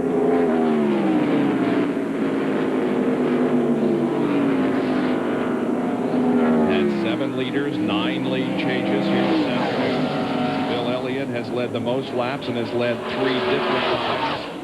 Jeff has led 2 different times. And Mark Martin and Terry Labonte are battling for the 4th position. Terry currently in 4th, Mark in 5th, and there's right behind him. You know, he got a little scrape, Ricky Rudd did. It doesn't seem Labonte is tied forward. He's hanging right in there in the 6th position.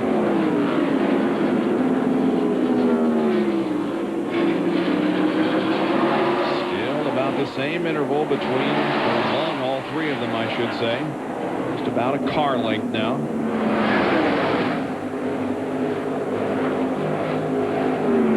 Jeff Gordon's career here at Darlington, in the first 5 races, he had 1 top 10 finish, but in the last 4, he's had 4 top 5s, including 3 wins. And we have a crash in turn 4. Dale Jarrett gets by, but yeah, I think Burton does get by, but he had to really go high to do it. Whoa. A heart-stopping moment for Gordon, Jarrett, and Burton as Ward Burton lost control at 4. Man, oh man. It's probably a little hard stopping for Ward Burton than any of us. He was sitting there in the middle of the racetrack with the leaders bearing down on you. Yep. So now, what happens, guys? You see pit stops? Oh, yeah. They got to come in, get on some new tires. I believe they will come in. I believe they will change tires. And who will win the race off pit road? The winner off pit road might be the winner of the race. Here they come. This is the 11th caution of the afternoon, and indeed, the first 3, 4, 5, the cars on the lead lap are coming in. Bill Weber. Dale Jarrett had told his crew his car is better than he was showing. Maybe just a tick tight, but he thinks he could have gotten by Jeff Gordon. Right now, all the leaders on pit road. Jarrett, the 2488.99 on your screen. Jarrett getting right side tires. Will get fuel. Burton is also in getting the right side tires. Gordon in his pit as well. They swing around to the left side on these cars. Jerry Punch. 4 tires only for Jeff Gordon. They pull the right rear fender out. No fuel in the car. Dale Jarrett in the middle getting left side tires. Jeff Gordon at the bottom of your screen. Jarrett is rolling. Gordon still in the jet. Now Gordon is down and away. The 99 car finally down as they will all head back to turn 1 in the same order they came in. Well, as far as those first 2 are concerned, Jeff Burton, I believe, lost a little bit on that because Terry Labonte beat him out. Yeah, he lost about 3 or 4 positions. Yeah, he really did. Yeah, Terry Labonte beat him out. So did Ricky Rudd, Mark Martin. Bill Elliott beat him out of the pit. Bill Elliott, yep. Well, The Rainbow Warriors are huddling now and discussing the strategy here in the late going. Okay, let's go back to turn number 4 here a few laps ago and watch this incident involving Ward Burton and the leaders. And they're just driving into a cloud of smoke. They all turn left because they don't see any smoke down there and barely get by Ward Burton. Wow. From another angle. See there, Dale Jarrett slows down, almost gets hit in the back by Jeff Burton as he apparently saw what was happening up there, and he slowed down. And he and Jeff Gordon go to the left, and Jeff Burton stays back there and goes high. Let's ride along with Jeff Gordon and see what he sees, which is about nothing. Wow, he saw absolutely nothing.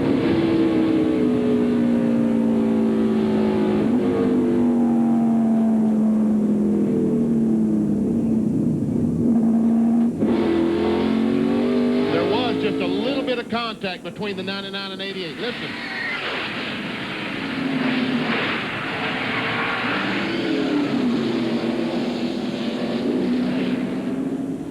Wow. A heart-stopping moment here in the late stages of the Mountain Dew Southern 500. Remember.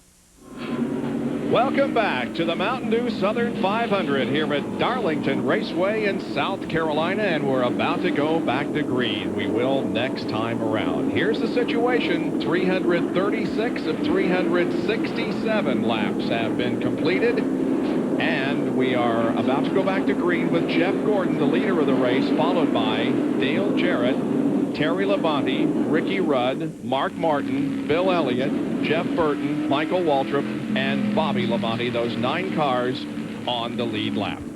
The concern, I think, that Jeff Gordon and that crew has now, they did not work on the right rear quarter panel, on the right rear fender that we saw smoking when he brushed the wall earlier. Well, now he has those new tires on. He's going to be really going in that corner, putting the extreme pressure on that tire. The car will go down, the body will drift down. It may rub that right rear tire. We'll have to check and see.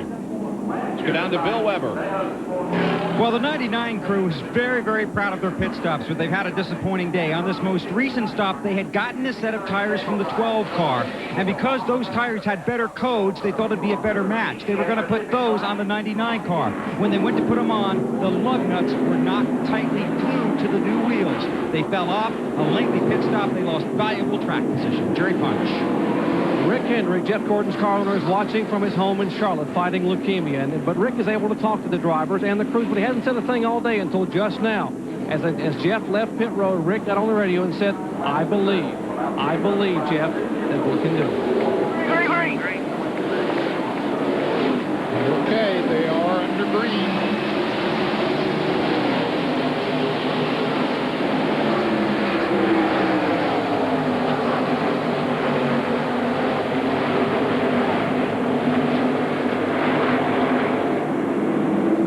Smoke that 24 car. That's good news for Jeff Gordon. I thought they pulled it off a little bit maybe when they changed that tire, but maybe they didn't.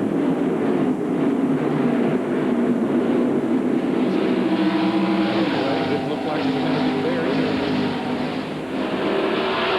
This is the time that will tell. This is utmost speed. When he goes down the corner, here's the smoke. Don't see any.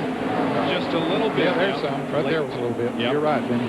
About midway through the corner. As fast a pit stop as they made, they didn't have time to pull that fender off, did they? But they know that as they run a few laps, as we discussed earlier, then that smoke will perhaps go away. Jeff Burton to the inside of Bill Elliott, looking for 5th position. And once again, Jeff Burton marches toward the front. He lost valuable positions there on that pit stop, but now climbs back toward the top. He's about 3.5 seconds behind the leader. It looks to me like that Jeff Gordon is stretching it out just a little bit. This is what happens every time that Jeff Gordon jumps out for those first 4 or 5 laps. And then after that, they run about the same, and then the 88 car starts gaining back on the race car. But we're talking about 2 car lengths being a big lead, Bob. Is that what you're talking about? That's right. It is. It has been for the last few minutes. That's a huge lead. Here's Bobby Labonte passing Michael Waltrip and going to 8th. Michael Waltrip back in 9th spot.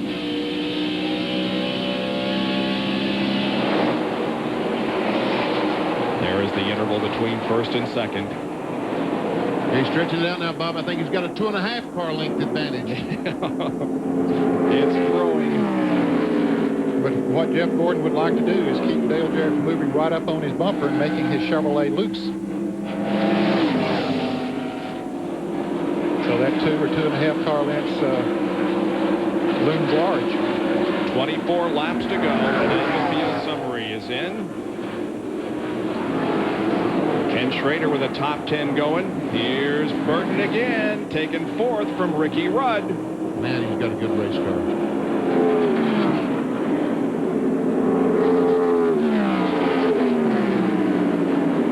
Folks, this is a very, very tough racetrack to negotiate around. It's hard by yourself. But to all the cars on the racetrack becomes almost impossible to do. These drivers have been out here for over 4 hours. You know they're getting tired, but they got to muster up enough strength to complete this thing, gain as much as they can. When they come around, there'll be 22 laps to go.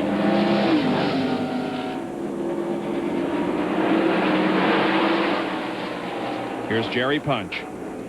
Well, the most valuable bottle in the Gordon pit is not fuel, it is acid. This little bottle of Rolaids being passed around among the Rainbow Warriors. You think there isn't pressure down here and stress, knowing that within a little over 20 laps, they may have a shot at $1 million? They're thinking about it and talking about it.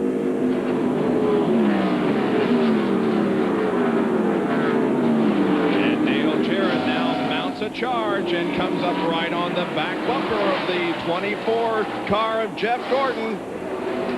That's what he wants to do. He wants to move up as close as he can and try to loosen the back end of that Chevrolet up.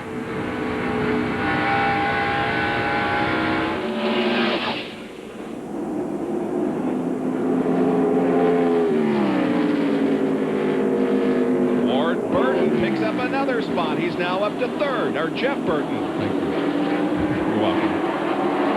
But he's still almost 4 seconds behind the leader, Bob.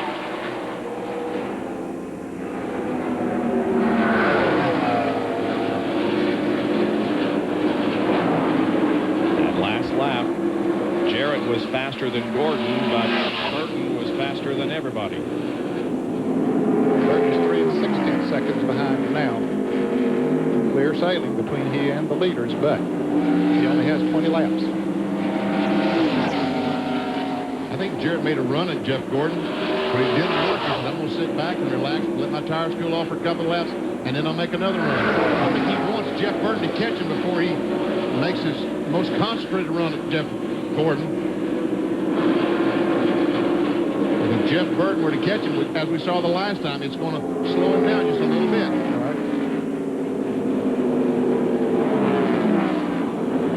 If points were awarded now, Jeff Gordon would have a 31-point advantage on Mark Martin as the two would once again switch positions at the top. There you see that Jeff Gordon, or rather Jeff Burton, was the fastest that lap. Gordon 2nd and Elliott 3rd. Darrell Waltrip has slowed dramatically on the racetrack. Darrell not having one of his, well, he's in 22nd place, a couple laps down, but he's coming very slow off turn 4 right now. There's the leaders will go by. There he is. Last time Darrell Waltrip was in victory lane was here in 92.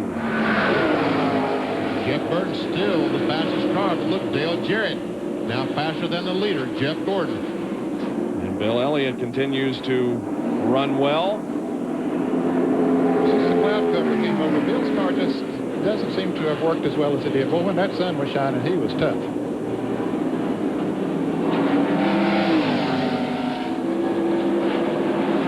Jarrett running an entire different groove down in 3 and 4, running the bottom of the racetrack. Jeff Gordon running high all the way around, goes in low. Lets that DuPont Chevy drift up right against the wall. He'll keep it up there. Now he'll turn left and bring it down off turn 2. Right there's his strength coming off that turn 2. You see how much he picked up coming off that turn? The Chevrolet is turning good there. And the accelerated good up the turn. Todd and Brad Perry. Todd on your left. Brad Perry and his brother on the right. Watching the TV, I guess. And Ray Evernham continues to communicate with Jeff Gordon, the key word of that team. And look at this. Race cars all over the place. Bobby Labonte taking away a spot from Mark Martin. And the pole sitter Labonte is in 7th. Mark Martin back to 8th. The Unocal bonus money will undoubtedly move up another $7,600. Coming into this race, it was $91,200. The amount that Bobby Labonte would have won had he been able to win here this afternoon. Bill Elliott and Terry Labonte are side by side for 4th. And give it to Elliott. He's almost a full corner behind Jeff Burton. 13 and a half laps to go. Wow. Wow. Getting down to it. The $1 million is hanging out there waiting for Jeff Gordon to claim it. But it's miles away right now.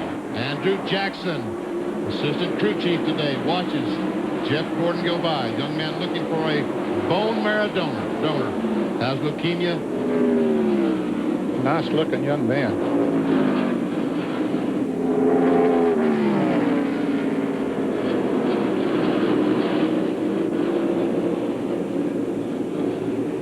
This time 12 laps to go. Jeff Gordon finished 3rd in the spring race here that Dale Jarrett won. Ward Burton slow around the bottom of the racetrack. I think the engine's dead on the car. I saw a light on in the instrument panel as he rode by, and like the engine was not running in the car. Jeff Burton has slowed down to about 2 seconds now with these guys, but does he have enough time to catch them and pass them?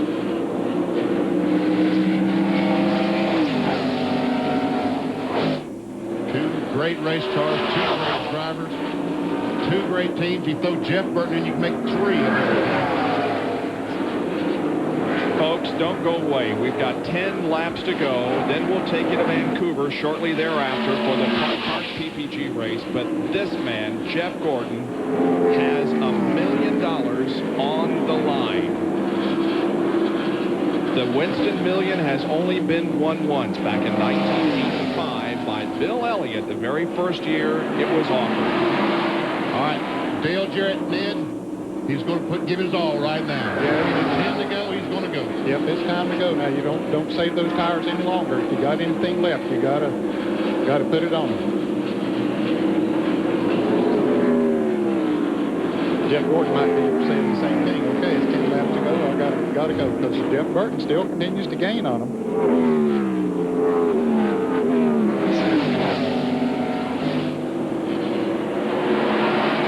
Boy, that's nerve-wracking, don't you know? Man, 9. Parrott talking to his driver, Dale Jarrett, coaching him along. This race is 367 laps. They have run 358.5 laps, and it's that close. Look, it's not going to be long till that 99 is going to come into that picture. Look at there. He is definitely on the move. He's running 159 miles an hour. They're running 157 miles an hour. He's within a second of Jeff Gordon. Wow. Interval to less than a second. 8,300s that last time around. Jimmy Spencer, Gordon might have to check up a little bit. No, he didn't. Spencer got out of the way, which was a gentlemanly thing to do. This traffic is going to really be a problem. And here comes Jeff Gordon to challenge Dale Jarrett, and that's maybe what Jeff Gordon needs. Well, Walter getting the black flag, but he's staying down out of the way. Traffic could play a hand in who wins this thing. Yeah, there's some going into turn 3 now. As they come off of turn 4, they'll catch them before this race is over. The Volson Indy Vancouver Kart PPG race coming up next here on ESPN. The title on the line there. Red moves over, lets the 3 cars go by. Did not impede their progress whatsoever. Boy, Boy, Jeff Burton, what a run he has had today. Oh, man. Come from far back a number of times. Ooh, Gordon slipped a little bit off the turn that time. Jarrett runs right up on him. And Gordon slides up high on the racetrack again. Let's see what Dale Jarrett does here coming off the fourth corner onto the straightaway. No movement. But now there are 5 laps to go. 5 to go in the Southern 500. Gordon is the leader and will win $1 million if he wins it. Oh, Jarrett slipped a little bit that time. But Jeff Gordon is having a little bit of trouble coming right as he comes off of turn 2. Before, that was his strong point. Now, it seems to be a weak point for him. But as long as those others behind him can slip a little bit, well, it won't hurt him too bad. 4 to go.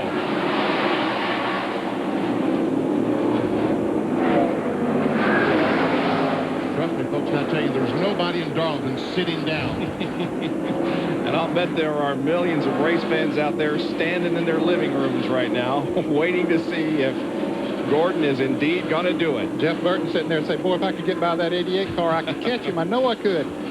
Because they'll run him down. Here he comes. Burton to the inside of Jarrett. He's got to run off the corner. But with that 36, it won't spoil his effort. Jarrett will have to back off and let Burton go. Jeff Burton now goes into second position. There are less than 3 laps to go, but the interval now that Jeff Gordon has, the lead that he has grown just a little bit. Yeah, but that pass let him pick up about 5 car lengths there. The crowd looks on. Off the board. How many more laps? 2 to go. 2 laps to go.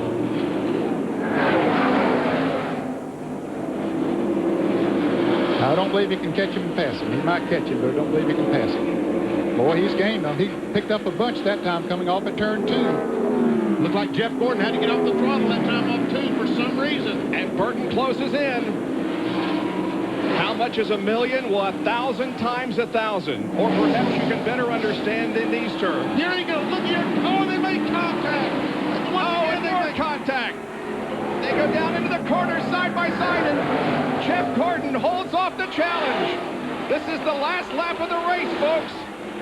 They're onto the backstretch, and Gordon lengthens his lead just a little bit. He lengthens it out as Jeff Burton and Dale Jarrett drop back just a little bit. Here he comes off of the fourth corner. Jeff Burton will make a challenge off the corner onto the straightaway. Yeah, we did But it! Jeff Gordon wins it. Holy cow! If you were to be paid $1 million, John Kernan. Ray Abraham, you guys refused to lose, and you guys won $1 million. Yeah, that just shows this team. I'm very fortunate to be part of it. I want to thank God because we had an awful lot of help today, and I don't know what to say. I'm stunned. I'm very fortunate to be part of this team. These guys work hard. They work together. They make great suggestions. Certainly, it's something that we can look back on. Jeff Gordon's a great driver, but this is a great, great race team. And not only the Winston Million bonus, but the only driver to win 3 straight Mountain Dew Southern 500s. That was Rick Hendrick. Did you hear Rick Hendrick tell him? Yep. Good job. If you were paid $1 for every hour you're alive, you would have to live more than 114 years to accumulate $1 million. And although one's achievements can't be measured by numbers alone, today numbers are important. Jeff doesn't know where victory lane is. For only the second time in 12 years, a milestone reached. Jeff Gordon adds another accomplishment to his already impressive record. He captures 3 of NASCAR's 4 crown jewel events in 1997 and wins the Winston Million. In just 147 starts, he has moved from 8th to 6th on the all-time earnings list and could become NASCAR's first $6 million man in 1997. He's not happy, is he? Let me get out of this car. Somebody bring this car out. Let me go around and high-five everybody. Wow. And our coverage documented, I think, quite well how he and Ray and everybody else worked and worked and worked throughout the race finally got it right, and he won it. And the Brinks truck is running him down. Saying, I got $1 million here for you, Jeff. Well, that was an awesome feat. There's the Brinks truck and all the money. Running him down. There it goes. Throwing the money up in the air. That's right. Wow. Quite a moment for young Jeff Gordon, who has had so many emotional moments during the years. But this certainly has to be another one. Right at the top of the list. A Daytona 500 win, a Brickyard 400 win, 3 Southern 500 wins, a NASCAR Winston Cup championship. The crew heads to Victory Lane. That's where the check to Jeff Gordon will be presented. There's Brooke. Still throwing money out the truck. Well, that last lap was something, wasn't it? Tell you what, if we don't hurry up and get to Victory Lane, we're going to throw 100,000 of it away.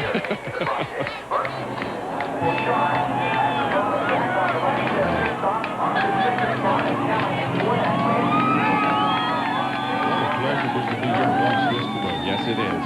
This is a moment in racing history right here. The car has made it to Victory Lane.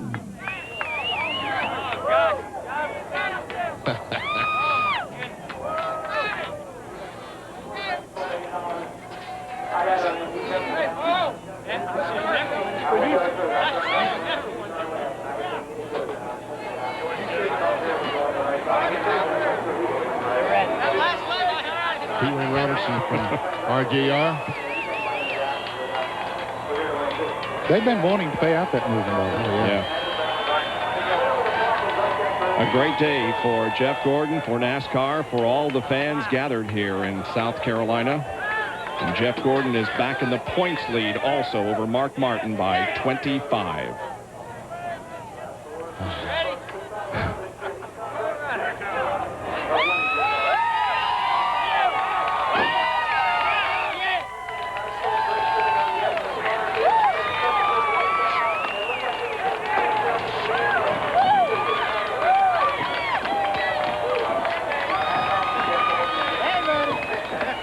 Here's our McDonald's drive-through winner's circle interview with Dr. Jerry Punch.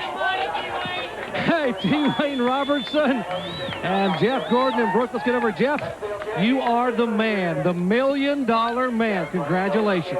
Unbelievable, unbelievable. I should have never won that race, Jerry, but oh my goodness, good Lord was looking over us. Man, what a team. What a team, man. These guys were busting off some great pit stops. And if I hadn't been out front, I don't think we could have won it. But I want to thank God for the ability and just showing this team and myself never to give up, and that it could be our day, and it was. And I want to thank DuPont Automotive Finishes and Chevrolet. What a great car. Goodyear tires, boy, they hung in there for us, and Quaker State, of course, Pepsi.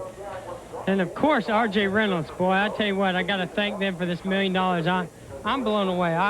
I should have never won that race, Jerry. I really shouldn't have, and I didn't think I was going to. But I did tell you earlier in the week, if it came down that last lap, I'm going to do whatever it takes to get back there. What about the last lap? They're stacking the money behind you, so you got plenty of time. They got $1 million to stack in behind you on the car. That final lap, you and Jeff Burton, it got awfully close. You know, my car picked up a really, really bad push.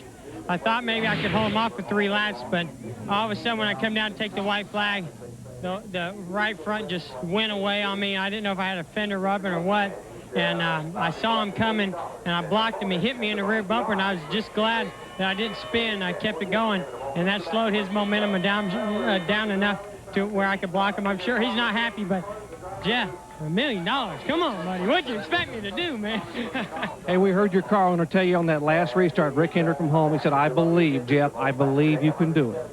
Was that Rick? I don't think that was Rick. I think that was just a voice that sounded like Rick. But I hope he's watching. We love you, buddy. And, man, this is so awesome. And you don't know this yet, but Ray Abraham and I talked earlier. $100,000 of this is going to go to the Bone Marrow Foundation for the Leukemia Society. We got Jonathan here in our pit today. He needs a bone marrow transplant. We're looking for a match. And the least we can do is at least give $100,000 to the Bone Marrow Foundation. Thank you. All right, Jeff Gordon, the American dream. He had $1 million date, and for the second time in the 13-year history of the Winston Million here at the track Too Tough to Tame, a driver collects it. What a job by Jeff Gordon. He led 116 laps here this afternoon, and he led the one most important, the final one.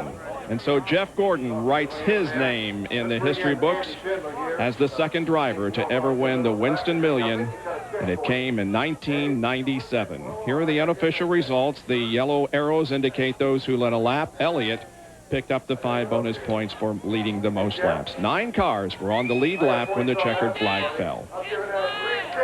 And Schrader, Chad Little had a good run there today. Look back through the field there where your favorite driver might have finished. You see the 3 car back there. Earnhart fell out of the race basically on the second lap. He was going to finish 43rd, but Mike Dillon got in the car and picked up 13 spots.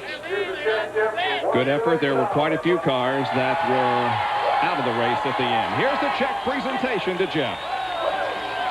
Randy, I got to thank R.J. Reynolds and Winston Tobacco and for everything that they do for Winston Cup racing. And I tell you, I'm gonna have to have him come back more often. Andy, you're gonna have to come to every race from now on. Give away some more money, but this is just an incredible, unbelievable day. I really never thought anybody could ever win this million again, let alone 3 Southern 500s in a row. That is awesome. I want to thank Mountain Dew and Pepsi for putting this great event on. And I tell you what, I'm just, oh my, I can't believe it. I can't believe it. Let's go back to the race.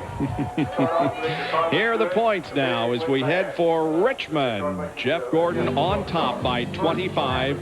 Jarrett is third, then Labonte Burton, Bobby Labonte, Bill Elliott, Ricky Rudd, and Ted Musgrave. The top 10 will be in Richmond next Saturday night. Coming up next, the Molson Indy Vancouver, and a possibility of Alex Zanardi winning the title for 1997. Jeff Gordon has won $1 million here by winning his 3rd straight Southern 500 at Darlington, South Carolina. Thanks for joining us. This has been a presentation of ESPN, the worldwide leader in sports. Well, there's the tire mark on the side of Jeff Gordon's car that was put there during the Daytona 500 at probably 195 or so miles an hour. Probably, but you talk about that's just a small tire mark. The right side of his car, after the race you just saw, the Mountain Dew Southern 500, the complete right side was covered with tire marks from Jeff Burton's car. Also brushed the wall. You saw all that. Jeff Gordon, very fortunate to pick up that Winston Million. The second man in history to do so, and he will be the final driver to do that because starting in 1998, there will be no Winston Million available. No, as a matter of fact, it'll be $5 million. The Winston No Bull 5. And this year, they'll have 5 racetracks where the driver can pick up $1 million. Daytona, Talladega, Charlotte, the Brickyard, the Indianapolis Motor Speedway, and Darlington, South Carolina. Jeff Gordon, of course, went on to win the NASCAR Winston Cup Championship also in 1997. Well, that's going to do it for our NASCAR ESPN2 Marathon. We thank you very much for joining us. And this is the first of many, many programs that we will have during 1998 in celebration of NASCAR's 50th anniversary. We certainly thank the people at Daytona, USA for their hospitality. It's a great place to visit. It is the ultimate motorsports attraction. For Benny Parsons, I'm Bob Jenkins. So long from Daytona, USA.